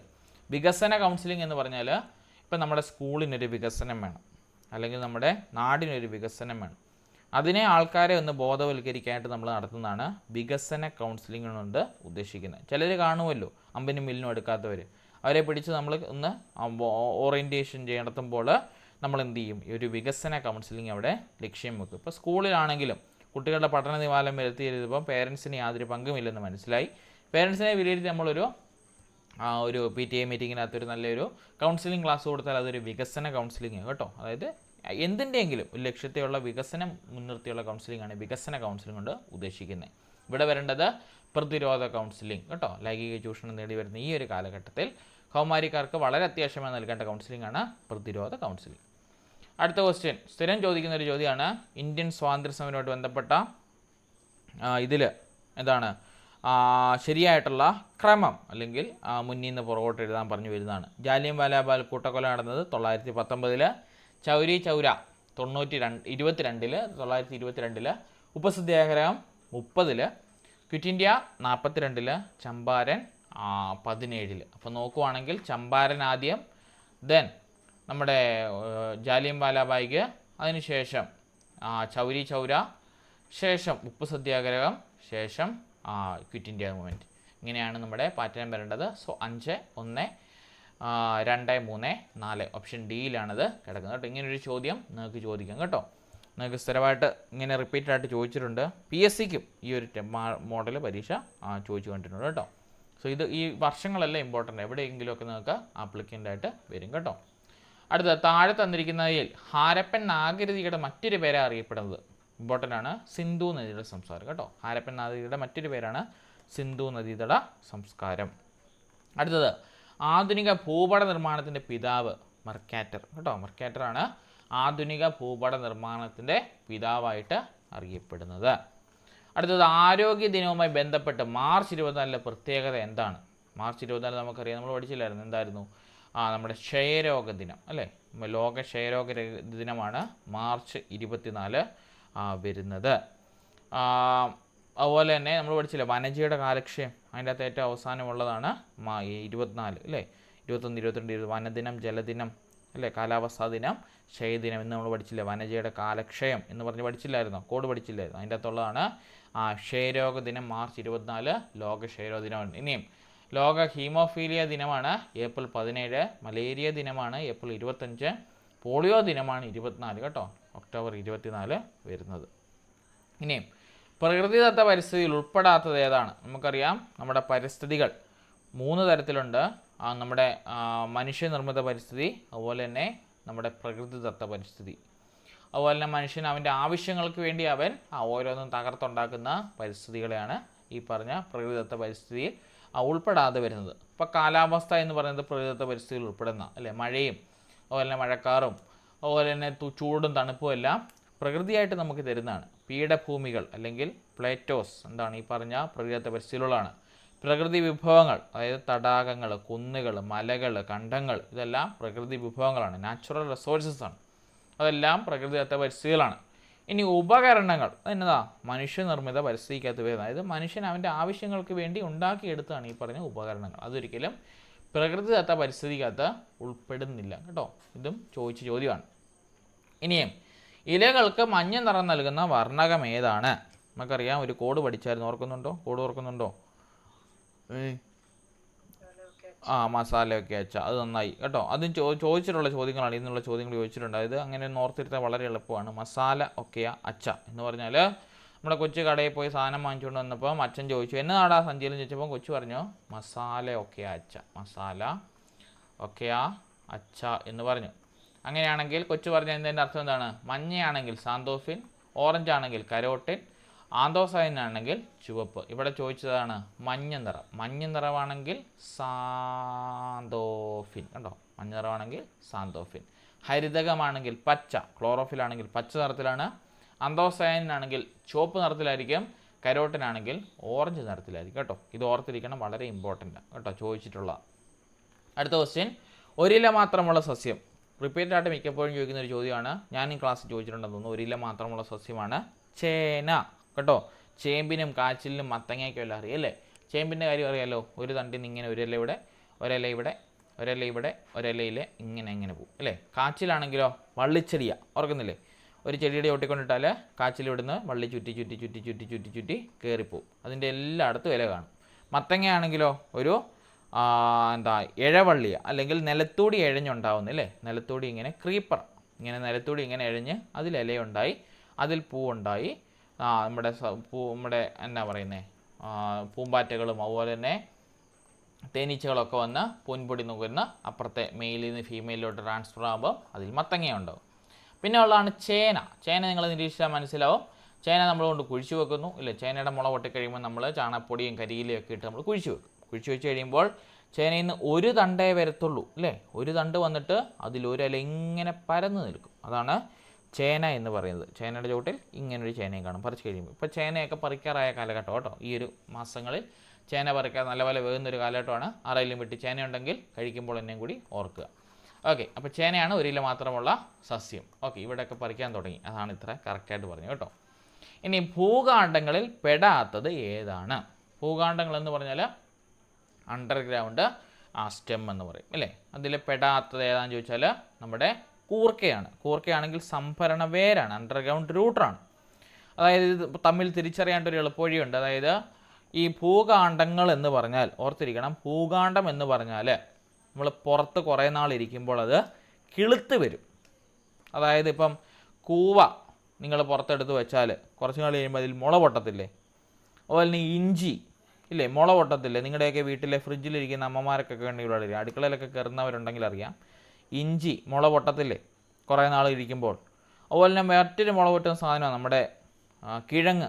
മുള പൊട്ടത്തില്ലേ കിഴങ്ങ് ഇങ്ങനെ മുള വന്ന് കണ്ടിട്ടില്ലേ, ആ മുള വരുന്നത് പച്ച നിറവൊക്കെ കണ്ടിട്ടില്ലേ നിങ്ങൾ, അത് എന്താണ് ഈ പറഞ്ഞ ഭൂകാണ്ഡമാണ്. അതുപോലെ തന്നെ ചേന പുറത്തിരുന്നാൽ മുള പൊട്ടും, ചേമ്പ് പുറത്തിരുന്നാൽ മുള പൊട്ടും, പക്ഷേ കൂർക്കയ്ക്ക് അങ്ങനെ പുറത്തിരുന്നാലും മുള പൊട്ടി വരത്തില്ല. അതൊരു സംഭരണ വേരാണ് കേട്ടോ, അതൊരു അണ്ടർഗ്രൗണ്ട് റൂട്ടാണ്. അതുപോലെ നമ്മുടെ കപ്പ എന്താണ്, കപ്പ പുറത്തിരുന്നാൽ മുള പൊട്ടുമോ? കപ്പ പറിച്ച് പുറത്ത് വെച്ചാൽ അത് കപ്പയിൽ നിന്ന് നമ്മുടെ കപ്പ കിളുത്ത് മുളോട്ട് വരുമോ? ഇല്ല. അപ്പോൾ ഓർത്തിരിക്കണം അതൊക്കെ കേട്ടോ. അപ്പം പുറത്തിരുന്നാൽ മുള പൊട്ടുന്നവയാണ് ഭൂകാണ്ഡങ്ങൾ എന്ന് ഓർത്തിരുന്നാൽ മതി. അതായത് ഭൂമിക്കടിയിൽ പോയി വേണ്ടാകുന്നതിനല്ല ഇതെന്ന് ഓർത്തിരിക്കണം കേട്ടോ. മിക്കപ്പോഴും ചോദിക്കുന്ന ഒരു എക്സാമ്പിളാണ് നമ്മുടെ കിഴങ്ങ് കേട്ടോ, ഉരുളൻ കിഴങ്ങ് കേട്ടോ. അത് മിക്കപ്പോഴും പരീക്ഷയ്ക്ക് ചോദിക്കുന്ന ഒരു സെറ്റാണ് ഉരുളൻ കിഴങ്ങ് എന്ന് പറയുന്ന സാധനം.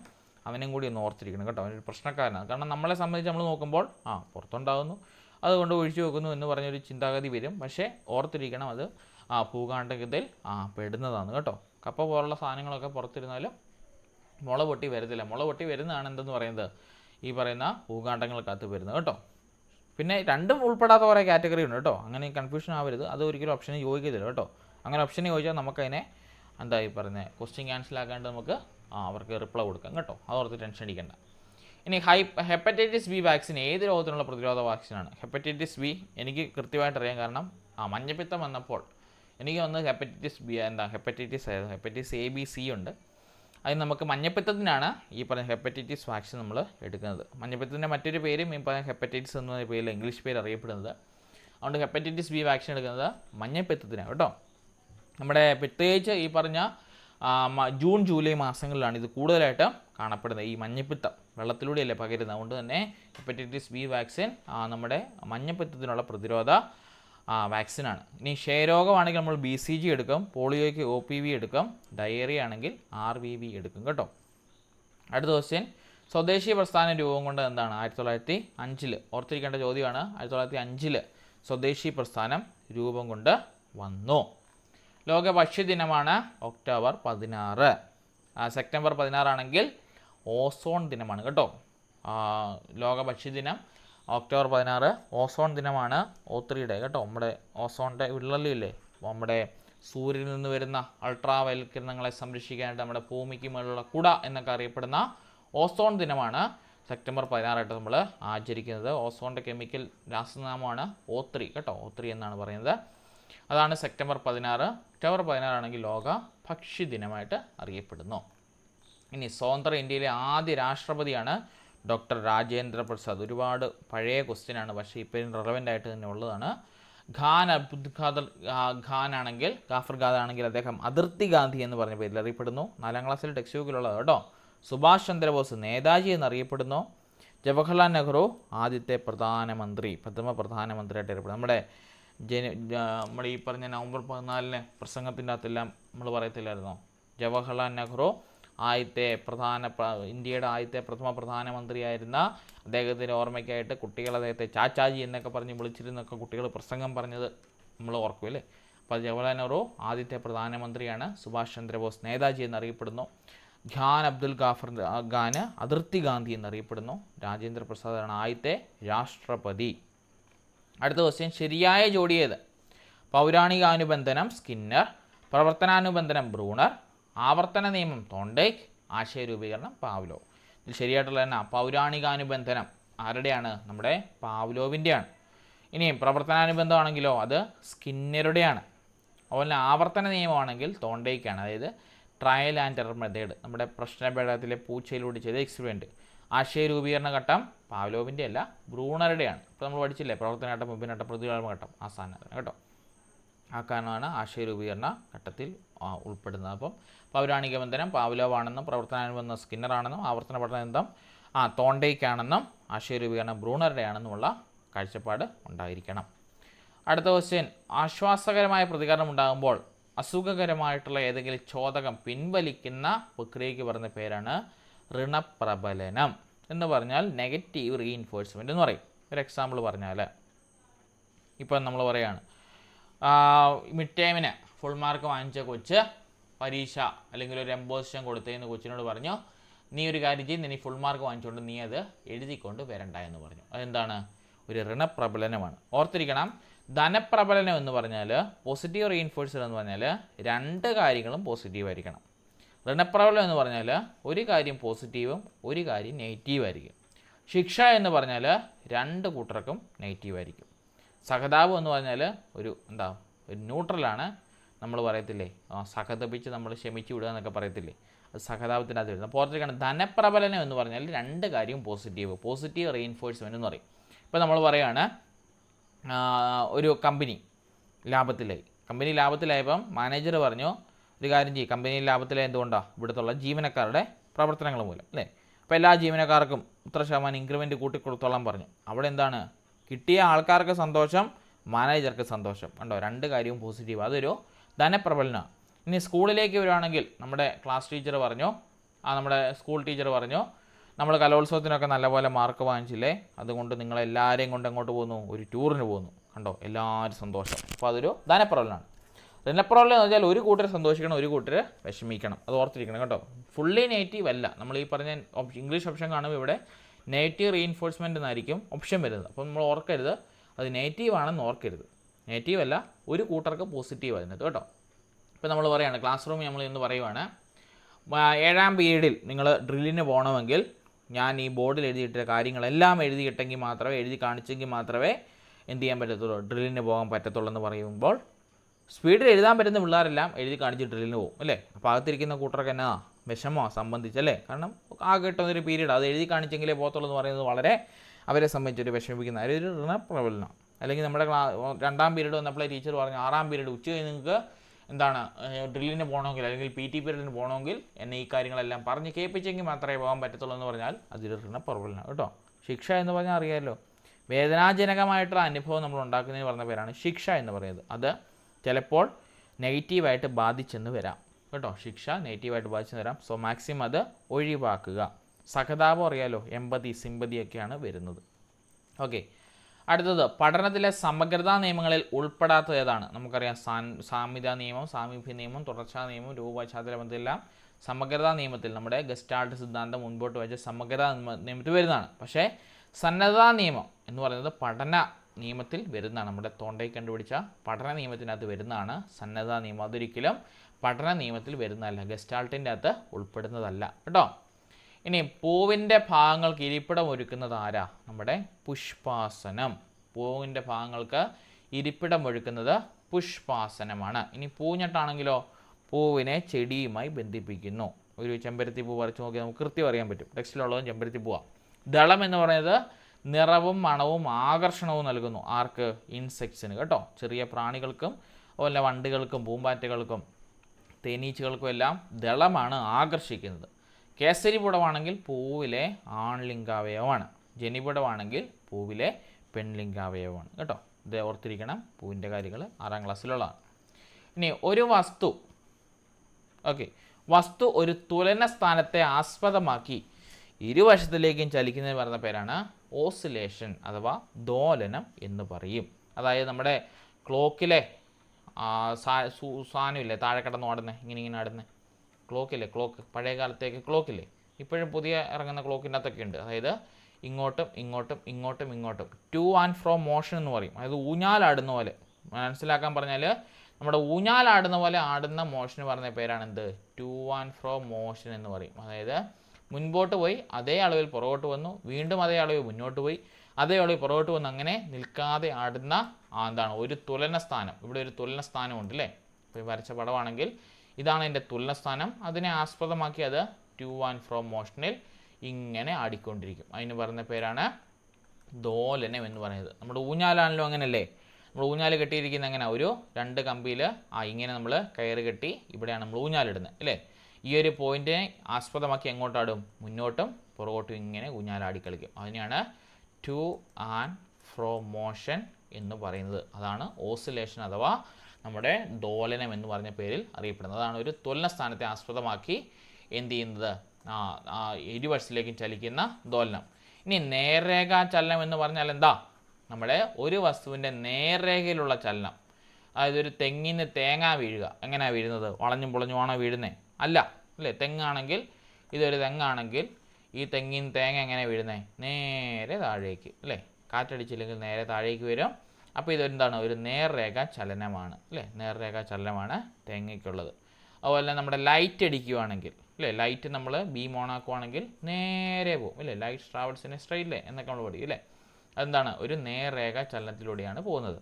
മരത്തിൽ നിന്ന് ആപ്പിൾ വീഴുന്നത്, അല്ലേ? ഈ മരത്തിൽ നിന്നുള്ള സാധനങ്ങളെല്ലാം വീഴുന്നത് എന്താണ്? നേർരേഖയിലാണ് വീഴുന്നത്. അടുത്താണ് ഭ്രമണം. ആരാ? നമ്മുടെ ഭൂമി ചെയ്യുന്ന സാധനം, അല്ലേ? ഒരക്ഷത്തെ അടിസ്ഥാനമാക്കിയുള്ള ചലനമാണ് ഭ്രമണം എന്ന് പറയുന്നത്. ഭൂമിക്കറിയാലോ ഭ്രമണവും പരിക്രമണവും ഉണ്ടെന്നറിയാമല്ലോ.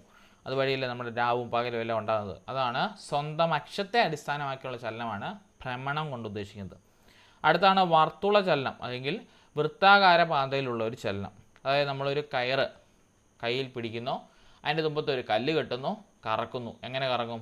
ഇങ്ങനെ കറങ്ങും, അല്ലേ? അതാണ് വർത്തുള ചലനം എന്ന് പറയുന്നത്. അല്ലെങ്കിൽ നമ്മുടെ കോമ്പസ് നമ്മൾ പിടിച്ചിട്ട് തിരിയത്തില്ലേ, അതൊക്കെ എന്താണ് ഈ പറഞ്ഞ വർത്തുള ചലനത്തിനകത്ത് വരുന്നത്, അല്ലേ? ഒരു പോയിൻ്റ് ഉണ്ട്, ഒരു വൃത്തകാരയിലുള്ള പാതയിലൂടെ ചലനം, ഒരു പോയിൻ്റ് ഉണ്ട്. ആ പോയിന്റിൽ ഇങ്ങനെ നമ്മുടെ സാധനം കിടന്ന് കറങ്ങും. സൈക്കിളിൻ്റെ ചക്രം, അല്ലേ? ആക്സിലിൽ ഇങ്ങനെ കിടക്കും, അതിനുശേഷം വീൽ ഇങ്ങനെ അതേ തന്നെ കിടന്ന് കറങ്ങിക്കൊണ്ടിരിക്കും. വണ്ടിയുടെ വീല്, അല്ലേ? ഇതെല്ലാം എന്താണ് ഈ പറഞ്ഞ വർത്തുള ചലനമാണ്. അത് വട്ടത്തിൽ കറങ്ങാൻ ഓർത്താൽ മതി കേട്ടോ. ഓർത്തിരിക്കണം, ചലനങ്ങൾ വളരെ ഇമ്പോർട്ടൻ്റ് ആണ്, ചോദിക്കും കേട്ടോ. ചോദിച്ചിട്ടുള്ള ചോദ്യമാണിത്. അതുകൊണ്ട് തന്നെ ബാക്കിയുള്ള കാര്യങ്ങളും ഓർത്തിരിക്കണം കേട്ടോ. സയൻസിൽ നിന്നുള്ളൊരു അപ്ഡേറ്റ് ചോദ്യമാണിത്. അടുത്ത ക്വസ്റ്റ്യൻ പിന്നെ ഒരെണ്ണമുണ്ട്, ടു ആൻഡ് ഫ്രോ. അതുപോലെ തന്നെ നമ്മുടെ പ്രൊജക്റ്റൈൽ മോഷൻ എന്താണെന്ന് അറിയാമോ? പ്രൊജക്റ്റൈൽ മോഷൻ അറിയാമോ? നമ്മളൊരു കല്ലെടുത്ത് എറിഞ്ഞാൽ അതെങ്ങനെയാണ് പോകുന്നത്? പ്രൊജക്റ്റൈലായിട്ട് ഇങ്ങനെ പോകും, അല്ലേ? ഇങ്ങനെ പോകുന്ന മോഷൻ പറഞ്ഞ പേരാണ് പ്രൊജക്റ്റൈൽ മോഷൻ. അതായത് കല്ലെടുത്തെറിയുമ്പോൾ എങ്ങനെ ഒരു റാ ഷേപ്പിലാണ് പോകുന്നത്. അതായത് ഒരു കല്ല് നിങ്ങൾ എടുത്തെറിഞ്ഞാൽ എത്ര ഡിഗ്രിയിൽ എറിഞ്ഞാലാണ് ഏറ്റവും കൂടുതൽ ഹൈറ്റിൽ അല്ലെങ്കിൽ ഏറ്റവും കൂടുതൽ നീളത്തിൽ പോകുന്നറിയോ? ഹൈറ്റല്ല ഏറ്റവും കൂടുതൽ നീളത്തിൽ പോകുന്നത്, അറിയാമോ? 45 ഡിഗ്രിയിൽ എറിയണം കേട്ടോ. ഒരു കല്ലെടുത്ത് നിങ്ങൾ 45 ഡിഗ്രി എറിഞ്ഞാൽ ആ കല്ല് ഏറ്റവും കൂടുതൽ ദൂരം യാത്ര ചെയ്യും. ഈ ഒരു തിയറിയാണ് നമ്മുടെ മിസൈൽ ബോംബുകൾ ഇടുന്ന വിമാനങ്ങൾ ഉപയോഗിക്കുന്നത്. കാരണം ഈ ഒരു സ്പോട്ടിൽ ബോംബ് നിക്ഷേപിക്കണമെങ്കിൽ അവർ ഇതിൻ്റെ മേളിൽ വരുമ്പോഴല്ല, ഇവിടെ പ്ലെയിൻ എത്തുമ്പോഴല്ല ഇങ്ങോട്ട് ഇടുന്നത്. എവിടെ എത്തുമ്പോഴാണ്? ഇവിടെ എത്തുമ്പോഴേ ഇടും. കാരണം ഇങ്ങനെ കറങ്ങി ഇതിങ്ങനെ വന്ന് വീഴും കേട്ടോ. അതാണ് അവിടുത്തെ പ്രൊജക്റ്റൈൽ മോഷനായിട്ട് അറിയപ്പെടുന്നത്. അതൊരു 45 ആംഗിളിൽ ഇടുമ്പോഴാണ് കറക്റ്റായിട്ട് ദൂരത്തിൽ സഞ്ചരിച്ച്, അല്ലേ? അതിർത്തി നമ്മൾ യുദ്ധം ഉണ്ടാകുമ്പോൾ കണ്ടിട്ടില്ലേ? ഇവിടെ നിക്ഷേപിച്ചാൽ അവിടെ ഏറ്റവും കൂടുതൽ ദൂരം പോകണമെങ്കിൽ ആ ആംഗിളിൽ അവർ വെക്കണം കേട്ടോ. അതൊക്കെ അറിഞ്ഞിട്ടാണ് ആ കാര്യം സെറ്റ് ചെയ്തിരിക്കുന്നത്. അതാണ് നമ്മുടെ പ്രൊജക്റ്റൈൽ മോഷൻ എന്ന് പറഞ്ഞ പേരിൽ അറിയപ്പെടുന്നത്. അടുത്തത് ആഗമസന്ധിക്ക് ഉദാഹരണമാണ് ഏതാ? പനയോല. ആഗമസന്ധി എന്ന് നമുക്ക് അറിയാം, അല്ലേ? രണ്ട് വർണ്ണങ്ങൾ തമ്മിൽ കൂട്ടിച്ചേരുമ്പോൾ യായോ വായോ വന്നാൽ എന്താണത്? ആഗമിച്ചു അല്ലെങ്കിൽ ആഗമസന്ധി എന്ന് പറയാം. അപ്പോൾ യായും മായും വന്ന ഇതിൻ്റെ അകത്ത് ഏതേ ഉള്ളൂ? പനയോല. കണ്ടോ? ഓപ്ഷൻ നോക്കിയാൽ നിങ്ങൾക്ക് അപ്പോഴേ കിട്ടും. യായും മായും വന്നാൽ അത് ആഗമസന്ധിയാണ്. അപ്പം പനയോലയ്ക്കകത്ത് എന്താണ്? യാ ആഗമിച്ച് വന്നിട്ടുണ്ട്. പന പ്ലസ് ഓല പനയോല, അല്ലേ? പന പ്ലസ് ഓല എന്ന് പറഞ്ഞതിനെ തിരിച്ചാണ് നമ്മൾ പനയോല എന്ന് വന്നത്. അവിടെ നമ്മൾ പിരിച്ചെഴുതിയപ്പോൾ എന്ത് വന്നു? യാ അല്ലെങ്കിൽ വാ എന്ന പുതിയൊരു ഇത് കയറി വന്നു. അതുകൊണ്ട് തന്നെ അതെന്താണ്? ആഗമസന്ധിയാണ്. ഇനിയും ഈ മരത്തിലും നെൽമണിയും ആദേശസന്ധിയാണ്. അതായത് ഒരു വർണ്ണം പോയിട്ട് മറ്റൊരു വർണ്ണം കടന്നു വരും. ഇപ്പം മരം പ്ലസ് ഇല്ലാണ് മരത്തിൽ, നെൽ പ്ലസ് മണിയാണ് നെൽമണി. അപ്പോൾ ഇവിടെ എന്താ സംഭവിച്ചത്? ഈ ആദേശസന്ധിക്ക് കണ്ടോ, ഒരു വർണ്ണം, ഏത് വർണ്ണമാണ് പോയത്? ഈ പറയുന്ന വർണ്ണം മാറിയിട്ട് ഏത് വർണ്ണം വന്നു? ഒരു ഇത്തി എന്ന് പറഞ്ഞൊരു വർണ്ണം വന്നു. ഇനി ഇല്ലും മായും കൂടി പോയിട്ട് എന്ത് വന്നു? ഇന്മ വന്നു. അത് ഒരു വർണ്ണം പോയി മറ്റൊരു വർണ്ണം കടന്നു വന്നു. തലക്കെട്ടാണെങ്കിലോ തല പ്ലസ് കെട്ടായിരുന്നു, അല്ലേ? തല പ്ലസ് കെട്ടായിരുന്നു, അത് തലക്കെട്ടെന്നായി, അല്ലേ? അപ്പോൾ കാ എന്നത് എന്തായി? ഇരട്ടിച്ചു. അപ്പോൾ എന്തായി? ഇരട്ടിച്ചാൽ അത് ദ്വിത്വസന്ധി, അതായത് ഇരട്ടിച്ച് വന്നു. ഈ സന്ധികൾ ചോദിച്ചാൽ നിങ്ങൾ എഴുതി നോക്കണം കേട്ടോ. നിങ്ങളതിനെ സ്പ്ലിറ്റാക്കി എഴുതി നോക്കിയാൽ നിങ്ങൾക്ക് കൂടുതൽ ഐഡിയ കിട്ടും. അപ്പോൾ സന്ധികൾ ചോദിച്ചാൽ അപ്പം തന്നെ എഴുതിക്കണം കേട്ടോ. ആഗമസന്ധിയാണെങ്കിൽ ആഗമിക്കുമ്പോൾ യായോ വായോ വരണം. അതുപോലെ തന്നെ ഒരു വർണ്ണം പോയിട്ട് മറ്റൊരു വർണ്ണം കടന്നു വന്നാൽ അത് ആദേശസന്ധി. പിന്നെ ദ്വിത്വസന്ധി വെച്ചാൽ ഒരു വർണ്ണം മാറി അതിനെ ഇരട്ടിക്കണം. അതേ വർണ്ണം ഇരട്ടിക്കുവാണെങ്കിൽ അതിന് പറഞ്ഞ പേരാണ്, നമ്മുടെ പ്ലസ് സൈൻ കഴിഞ്ഞ് വരുന്ന വർണ്ണം ഇരട്ടിക്കുവാണെങ്കിൽ അതിന് പറഞ്ഞ പേരാണ് എന്ത്? നമ്മുടെ ദ്വിത്വസന്ധി എന്ന് പറയുന്നത് കേട്ടോ. ഇതൊക്കെ കോഡുകളാണ്, ഓർത്തിരുന്നാൽ എളുപ്പമാവും. ഇനി സാർവലൗകികമായിട്ടുള്ള വ്യാകരണം അല്ലെങ്കിൽ നമ്മുടെ സർവഭാഷാ വ്യാകരണം അല്ലെങ്കിൽ രചനാന്തര പ്രചലന വ്യാകരണം, ഇതൊക്കെ പല പേരിൽ അറിയപ്പെടുന്നുണ്ട്. ആശയം മുന്നോട്ട് വെച്ചത് നോം ചോംസ്കി കേട്ടോ. നോം ചോംസ്കി എന്ന വ്യക്തിയാണ്, അല്ലെങ്കിൽ എന്ന ലിംഗ്വിസ്റ്റിക്സ് ആണ് സാർവലൗകികമായിട്ടുള്ള വ്യാകരണം എന്ന ആശയം മുൻപോട്ട് വെച്ചത്. ബ്രൂണർ ആണെങ്കിൽ ലാസ് അല്ലേ, ലാംഗ്വേജ് അക്വിസിഷൻ സപ്പോർട്ട് സിസ്റ്റം എന്ന് പറഞ്ഞ ആശയം മുൻപോട്ട് വെച്ചോ, അല്ലെങ്കിൽ ഭാഷാ പിന്തുണ സംവിധാനം കേട്ടോ. പിയാഷെ ആണെങ്കിൽ എന്താണ്, നമ്മുടെ ചിന്തയാണ് ഭാഷയെ നയിക്കുന്നതെന്ന് പറഞ്ഞു. വിഗോസ്കി ആണെങ്കിൽ ഭാഷയാണ് ചിന്തയെ നയിക്കുന്നത് പറഞ്ഞു കേട്ടോ. ഇവിടെ ആണെങ്കിൽ പിയാഷെ പറഞ്ഞത് ചിന്ത ആരെ നയിക്കും, ഭാഷയെ നയിക്കും. വിഗോസ്കി പറഞ്ഞ എന്താണ്, ഭാഷ ചിന്തയെ നയിക്കും കേട്ടോ. തിരിച്ചും പറഞ്ഞു പോലെ ഇതും ചോദിച്ചിട്ടുണ്ട്. വിഗോസ്കി പറഞ്ഞത്, പിയാഷെ പറഞ്ഞത് കേട്ടോ. അവരുടെ ലിംഗ്വിസ്റ്റിക് ആയിട്ടുള്ള കാര്യത്തിൽ ഓർത്തിരിക്കണം. പിയാഷെ നമുക്കറിയാലോ ഒരു ഇൻ്റലക്ച്വൽ ആയിട്ടുള്ള കാര്യം കണ്ടുപിടിച്ച ആൾ, അല്ലെങ്കിൽ വൈജ്ഞാനികമായിട്ടുള്ള ആളാണ്. വൈജ്ഞാനികമായിട്ടുള്ള ആളെന്താണ്, ചിന്തിക്കാനായിട്ട് കൂടുതലായിട്ട് പ്രേരിപ്പിക്കും. അപ്പോൾ പിയാഷെ പറഞ്ഞാണ് ചിന്തിച്ചെങ്കിൽ മാത്രമേ എന്ത് വരത്തുള്ളൂ, അവിടെ ഭാഷ വരത്തുള്ളൂ എന്ന് പറഞ്ഞു. പക്ഷേ വിഗോസ്കി പറഞ്ഞു തെറ്റാണ്, കുഞ്ഞുങ്ങൾ ചിന്തിച്ചിട്ടാണോ ഭാഷ പറയുന്നത് ചോദിച്ചു. വിഗോസ്കി ഒന്നും ഇപ്പം പിയാഷയ്ക്കൊന്നും പറയാനില്ലായിരുന്നു. അപ്പോൾ പിയാഷെ അതിനോട് സമ്മതിക്കേണ്ടി വന്നു. അങ്ങനെയാണ് വിഗോസ്കിയുടെ തിയറി അവിടെ കയറി വന്നത്. അപ്പം ഭാഷ ചിന്തയെ നയിക്കുന്നെന്ന് വിഗോസ്കി പറഞ്ഞു, ചിന്ത ഭാഷയെ നയിക്കുന്നെന്ന് പിയാഷെ പറഞ്ഞു. നമ്മുടെ കഷ്ടകാലം കൊണ്ട് നമുക്ക് രണ്ടുപേരെയും തിയറി പഠിക്കാനുണ്ട് കേട്ടോ. രണ്ടും തമ്മിൽ തിരിഞ്ഞു പോകരുത്, അതൊരു വലിയൊരു മിസ്കോൺസെപ്റ്റ് കൂടി അവിടെ കിടക്കുന്നത് കേട്ടോ. അടുത്ത ക്വസ്റ്റ്യൻ, ഉറൂബ് എന്ന തൂലിക നാമത്തിൽ അറിയപ്പെടുന്ന എഴുത്തുകാരൻ ആരാണ്? P C Krishnankutty. P C Kuttikrishnan ആണ് നമ്മുടെ ഉറൂബ് എന്ന് പറഞ്ഞ പേരിൽ അറിയപ്പെടുന്നത്. അച്യുതൻ നമ്പൂതിരി ആണെങ്കിൽ അക്കുത്തൻ അച്യുതൻ നമ്പൂതിരി, ആ പേര് തന്നെയുണ്ട്. വി വി അയ്യപ്പനാണെങ്കിൽ കോവിലൻ കേട്ടോ. ഇത് കിട്ടാൻ പോകണം, മിക്കപ്പോഴും ചോദിക്കുന്നവരാണ്. പി സച്ചിദാനന്ദൻ, ഇതും റിപ്പീറ്റായിട്ട് ചോദിക്കുന്നവരാണ്. ആനന്ദ് എന്ന് പറഞ്ഞ പേരിൽ അറിയപ്പെടുന്നു കേട്ടോ. ഓക്കെ, ഇവിടെ സച്ചിദാനന്ദനാണെങ്കിൽ ഒരു ഇന്ത അവസാനമുണ്ട്, സോ ആനന്ദ് കേട്ടോ. നായും ഇന്തായും ഉണ്ടെങ്കിൽ ആനന്ദ് എന്ന് പറഞ്ഞൊരു കോഡൊക്കെ ഉണ്ടായിരുന്നു, ഓർത്തിരിക്കണം. ആനന്ദ് കണ്ടോ, അവസാനത്തെ ആൾ കണ്ടോ, നായും ഇന്ദുവും അല്ലേ. അപ്പം അത് നമ്മുടെ സച്ചിദാനന്ദൻ്റെ അകത്ത് തന്നെ ഉണ്ട് കണ്ടോ, നായും ഇന്തായും ഉണ്ട്. അപ്പം ആനന്ദ് എന്ന് പറഞ്ഞ പേരിലാണ് പി സച്ചിദാനന്ദൻ അറിയപ്പെടുന്നത്. ഈ വി വി അയ്യപ്പനായിട്ട് യാതൊരു ബന്ധവുമില്ല കണ്ടോ. കോവിൽ എന്ന് പറഞ്ഞ പേരിൽ അറിയപ്പെടുന്നത്. പി സി കുട്ടിക്കൃഷ്ണൻ ഉറൂബ് എന്ന് പറഞ്ഞ പേരിൽ അറിയപ്പെടുന്നു. അക്കിത്തം അച്യുതൻ നമ്പൂതിരി, ആ പേരിൽ സാമ്യമുണ്ട് കേട്ടോ. അച്യുതൻ നമ്പൂതിരി അക്കിത്തം അച്യുതൻ നമ്പൂതിരി പേരിൽ അറിയപ്പെടുന്നു. തുലികാനാമം ചോദിക്കുന്നതാണ്. ഇനി കണക്കാണ്, എയും ബി ഒരു ജോലി 6 ദിവസം കൊണ്ട് ചെയ്തു തീർക്കും. എ ഒറ്റയ്ക്ക് അത് 9 ദിവസം കൊണ്ട് ചെയ്യുകയാണെങ്കിൽ ബി ഒറ്റയ്ക്ക് എത്ര ദിവസം കൊണ്ട് ചെയ്യും? വളരെ എളുപ്പമുള്ള ക്വസ്റ്റ്യൻ അല്ലേ. എയുടെ ജോലി എക്സ് എന്നും ബിയുടെ ജോലി വൈ എന്നും എടുത്താൽ മതി, കാര്യം തീരും.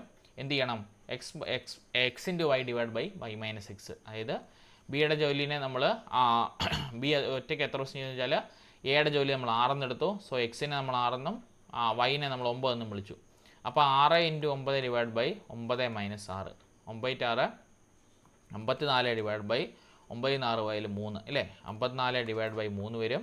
ഒരു 3 3 2 24 അല്ലേ, 3 24 അല്ലേ, 24 വന്നു 0 0. സോ 18 ദിവസം എടുക്കാം ബി ഒറ്റയ്ക്ക് അത് ചെയ്യാൻ. വളരെ ഈസി ക്വസ്റ്റ്യൻ ആണ്, നിങ്ങൾ മിക്കവരും ചെയ്തിട്ടുണ്ട്. വളരെ സന്തോഷം തോന്നി. അടുത്ത ക്വസ്റ്റ്യൻ ബോഡ്മാസിൽ നിന്ന് വന്ന ക്വസ്റ്റ്യൻ ആണ്. 16 ഇൻറ്റു 10 ഡിവൈഡ് ബൈ 2. ആദ്യം എന്ത് ചെയ്യണം, B O D M A S വെച്ചുകൊണ്ട് ബ്രാക്കറ്റ് ഉണ്ടോ എന്ന് നോക്കണം, ഇല്ല. ഓർഡറൈസ് ഉണ്ടോ, ഓർഡറൈസ് എന്ന് വെച്ചാൽ സ്ക്വയർ വല്ലതും കിടപ്പുണ്ടോ എന്ന് നോക്കണം, ഇല്ല. ഡിവിഷൻ ഉണ്ടോ, ഉണ്ട്, അതാണ് 10/2. 10/2 ആദ്യം ചെയ്യണം. 10/2 ചെയ്യുമ്പോൾ എത്ര കിട്ടും, 5 കിട്ടും. അപ്പോൾ നമ്മുടെ ക്വസ്റ്റ്യൻ എങ്ങനെ വരും, 16 ഇൻറ്റു 5 വരും. പിന്നെ ഉള്ളത് മൾട്ടിപ്ലിക്കേഷൻ മാത്രമേ ഉള്ളൂ. സോ 16 ഗുണം 5 ചെയ്ത് ഉത്തരം കിട്ടും. 6 5 30 0 ഇഷ്ടം 3, 5 5 3 8, ഉത്തരം 80. ഓപ്ഷൻ ഡി കറപ്പിക്കാം. അടുത്തത് 33ാമത്തെ ക്വസ്റ്റ്യൻ, വീണ്ടും ബോഡ് മാസ് റൂൾ തന്നെയാണ്. എന്താണ്, ബ്രാക്കറ്റ് ഉണ്ടോ, ഉണ്ട്, അവനെ ആദ്യം ചെയ്യണം. അപ്പോൾ എങ്ങനെ മാറും ക്വസ്റ്റ്യൻ, 21 ഡിവൈഡ് ബൈ 3 3 9 27 ഇല്ലേ, പ്ലസ് 27 ഇൻറ്റു 9 പ്ലസ് 5. ഇങ്ങനെ എഴുതി തന്നെ ചെയ്യണം, അല്ലേ തെറ്റിപ്പോവും. കാരണം വലിയ ക്വസ്റ്റ്യൻ ഉണ്ട്. മറ്റേ നമുക്ക് 2 ഓപ്പറേഷനല്ലേ ഉള്ളത്, ഇവിടെ ഒന്നിലധികം ഓപ്പറേഷനുകളുണ്ട്, എഴുതി തന്നെ ചെയ്യണം. അപ്പം ബ്രാക്കറ്റ് ഉള്ളവനെ ആദ്യം ചെയ്തു. ഇനി നോക്കിയേ, ബ്രാക്കറ്റ് കഴിഞ്ഞു, ഓർഡർ കഴിഞ്ഞു. ഡിവിഷൻ ഉണ്ടോ നോക്കണം, ഡിവിഷൻ ഉണ്ട്, ദേ കിടക്കുന്നു. 21/3. 21 3 എത്ര വട്ടം ഉണ്ട്, 7 ഭാഗം ഇല്ലേ, 7 വട്ടം. സോ 7 + 27 ഗുണം 9 പ്ലസ് 5. സോ ഡിവിഷനും കഴിഞ്ഞു. അടുത്ത മൾട്ടിപ്ലിക്കേഷൻ ഉണ്ടോ നോക്കണം, ഉണ്ട്. ആര്, 27 ഗുണം 9. 27 ഗുണം 9 ചെയ്യണം. 27 ഗുണം 9 ചെയ്യുമ്പം 27 ഓക്കെ, 27 ഗുണം 9 ചെയ്യണം. 27 ഗുണം 9 ചെയ്യുമ്പം 7 ഗുണം 9 എത്രയാണ്, 9 7 63 3 ശിഷ്ടം 6. ഇനി 9 ഗുണം 2 അല്ലേ, 9 18 18 6 26 4 ഇല്ലേ, 243 കിട്ടി. അപ്പോൾ ക്വസ്റ്റ്യൻ എങ്ങനെ മാറി? 7 പ്ലസ് 243 പ്ലസ് 5. നമുക്ക് എളുപ്പമല്ലേ? ഇനിയും 241 7 5 കൂട്ടിയാൽ എത്ര കിട്ടും? നമുക്ക് 12 കിട്ടും അല്ലേ. 7 5 കൂട്ടിയാൽ 12 കിട്ടും. അപ്പോൾ 12 പ്ലസ് 243, 243 12 കൂട്ടിയാൽ 253 2 255 നമുക്ക് ഉത്തരം കിട്ടും. ഓപ്ഷൻ ഡിയിൽ കിടപ്പുണ്ട്. കണ്ടോ? ഇങ്ങനെ ചെയ്ത് തന്നെ നോക്കണം, അല്ലെങ്കിൽ കിട്ടത്തില്ല കേട്ടോ. ചെയ്ത് സ്റ്റെപ്പ് വഴി ചെയ്ത് നോക്കണം. ഇതുപോലെ വലിയ ക്വസ്റ്റ്യൻ വന്നാൽ. പക്ഷേ ഈ ടൈപ്പ് ചെറിയ ക്വസ്റ്റ്യൻ ആണെങ്കിൽ നമുക്ക് 2 സ്റ്റെപ്പിലൂടെ കിട്ടും. അതെങ്ങനെ ചെയ്യണമെന്നില്ല കേട്ടോ. അടുത്ത ക്വസ്റ്റ്യൻ ഇത് ചോദിച്ചിട്ടുള്ള ഇതുണ്ടോ? എ എന്നാൽ ഡിവിഷൻ, ബി എന്നാൽ മൾട്ടിപ്ലിക്കേഷൻ, സി എന്നാൽ മൈനസ്, ഡി എന്നാൽ പ്ലസ് എങ്കിൽ 18D 24A 3B 7C 14 എത്രയാണ്? അതായത് ഈ എ കാണുന്നത് ഡിവിഷൻ കൊടുക്കണം. അപ്പം 24/3 വരും. അടുത്തത് ബി കാണുന്നത് തന്നെ കൊടുക്കണം, ഇൻറ്റു കൊടുക്കണം. ബി ഉള്ളത് ഇവിടാണ്. സോ 3 × 7 വന്നോ. സി എന്നാൽ മൈനസ്, സി കാണുന്നിടത്ത് മൈനസ് കൊടുത്തു. ഡി ഉള്ളിടത്ത് പ്ലസ് കൊടുക്കണം. സോ 18 പ്ലസ് 24/3 ഇൻറ്റു 7 മൈനസ് 4 എങ്ങനെ മാറും? ആദ്യം ഡിവിഷൻ നോക്കണം. BOD/MAS കേട്ടോ, എഴുതി വെച്ചേക്കണം. BOD/MAS ബോർഡ് മാസ് വെച്ച് ബ്രാക്കറ്റ് ഉണ്ടോ നോക്കണം. ബ്രാക്കറ്റ് വേണമെന്നില്ല. ഓർഡർ ഉണ്ടോ നോക്കണം. സ്ക്വയേഴ്സ് ഒന്നുമില്ല. ഡിവിഷൻ നോക്കണം. 24/3 ഉണ്ട്. എത്ര വരും? 24/3 ചെയ്താൽ 8 കിട്ടും. അപ്പോൾ ക്വസ്റ്റ്യൻ എങ്ങനെ പറയും? 18 പ്ലസ് 8 ഇൻറ്റു 7 മൈനസ് 14. അടുത്ത മൾട്ടിപ്ലിക്കേഷൻ ഉണ്ട് അല്ലേ. 8 7 ഉണ്ട്, 56 കിട്ടും. സോ ക്വസ്റ്റ്യൻ വീണ്ടും മാറും. 18 പ്ലസ് 56 മൈനസ് 14. അടുത്ത ആര് ചെയ്യണം? അഡീഷൻ ചെയ്യണം. ആരാ അഡീഷനുള്ളത്? 18 56 തമ്മിൽ കൂട്ടണം. സോ 18 പ്ലസ് 56 കൂട്ടുമ്പോൾ നമുക്ക് എത്ര കിട്ടും? 8 6 14 4 ഇഷ്ടം 1 5 1 6 1 7 74 കിട്ടും. സോ 74 മൈനസ് 14 ഉത്തരം വരും. 74 നിന്ന് 14 എത്രയാണ്? 4 4 0 7 1 പോയാൽ 6 60 ഉത്തരം കിട്ടും. എളുപ്പമാണ്. അടുത്ത ക്വസ്റ്റ്യൻ ഒരു ചതുരത്തിൻ്റെ വിസ്തീർണം 4320 cm² ആണ്. വീതി 45 cm ആയാൽ നീളം എത്ര? എളുപ്പമല്ലേ? ചതുരത്തിൻ്റെ വിസ്തീർണം അല്ലെങ്കിൽ ഏരിയ ഓഫ് എ ട്രയാങ്കിൾ എന്ന് പറയുന്നത് എന്താണ്? L/B അല്ലേ. അപ്പോൾ നമുക്കറിയാം L/B എത്ര തന്നിട്ടുണ്ട്? നമ്മുടെ ഏരിയ =L/B ആണ് അല്ലേ. അപ്പോൾ നമുക്കറിയാം അതിൻ്റെ വീതി തന്നിട്ടുണ്ട്. എത്രയാ? 45. അതിൻ്റെ നീളം കണ്ടുപിടിച്ചാൽ മതി. ഏരിയ നമ്മുടെ കയ്യിലുണ്ട്. അപ്പോൾ നമുക്കറിയാം ഏരിയ എന്താണ്? ലെന്ത് ഇൻറ്റു ബ്രെഡ്ത്ത് ആണ്. ഏരിയ തന്നിട്ടുണ്ട് എത്രയാണ്? 4320. സോ 4320 ലെന്ത് കണ്ടുപിടിക്കണം, നീളം കണ്ടുപിടിക്കണം. സോ L അതേപടി ഇടുക. ബ്രെഡ്ത്ത് തന്നിട്ടുണ്ട് എത്രയാ? 45 കിട്ടും. ഇനി എന്ത് ചെയ്യണം? ഇക്വേറ്റ് ചെയ്താൽ മതി അല്ലേ.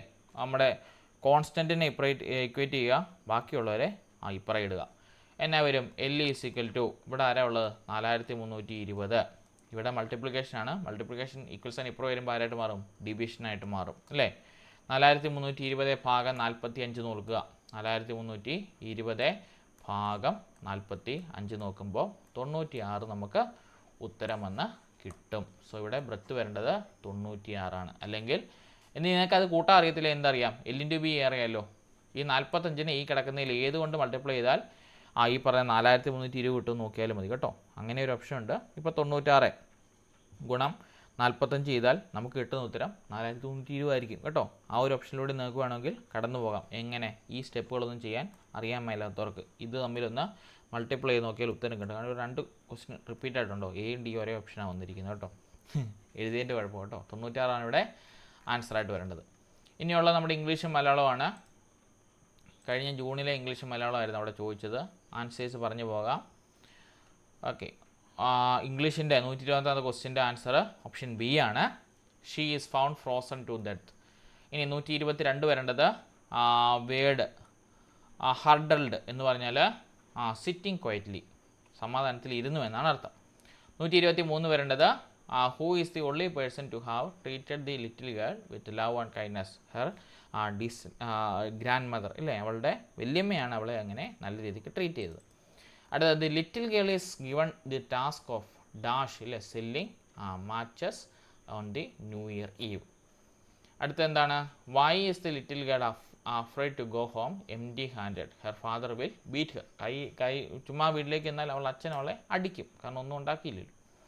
അടുത്ത 126 question. What does the little girl imagine with each match she lights ഇല്ലേ. Memories of her grandmother. അവളുടെ വല്യമ്മയുടെ ഓർമ്മയ്ക്കായിട്ടാണ് അവൾ എന്ത് ചെയ്തത്? ഓരോ മാച്ചുകളും കത്തിച്ചത്.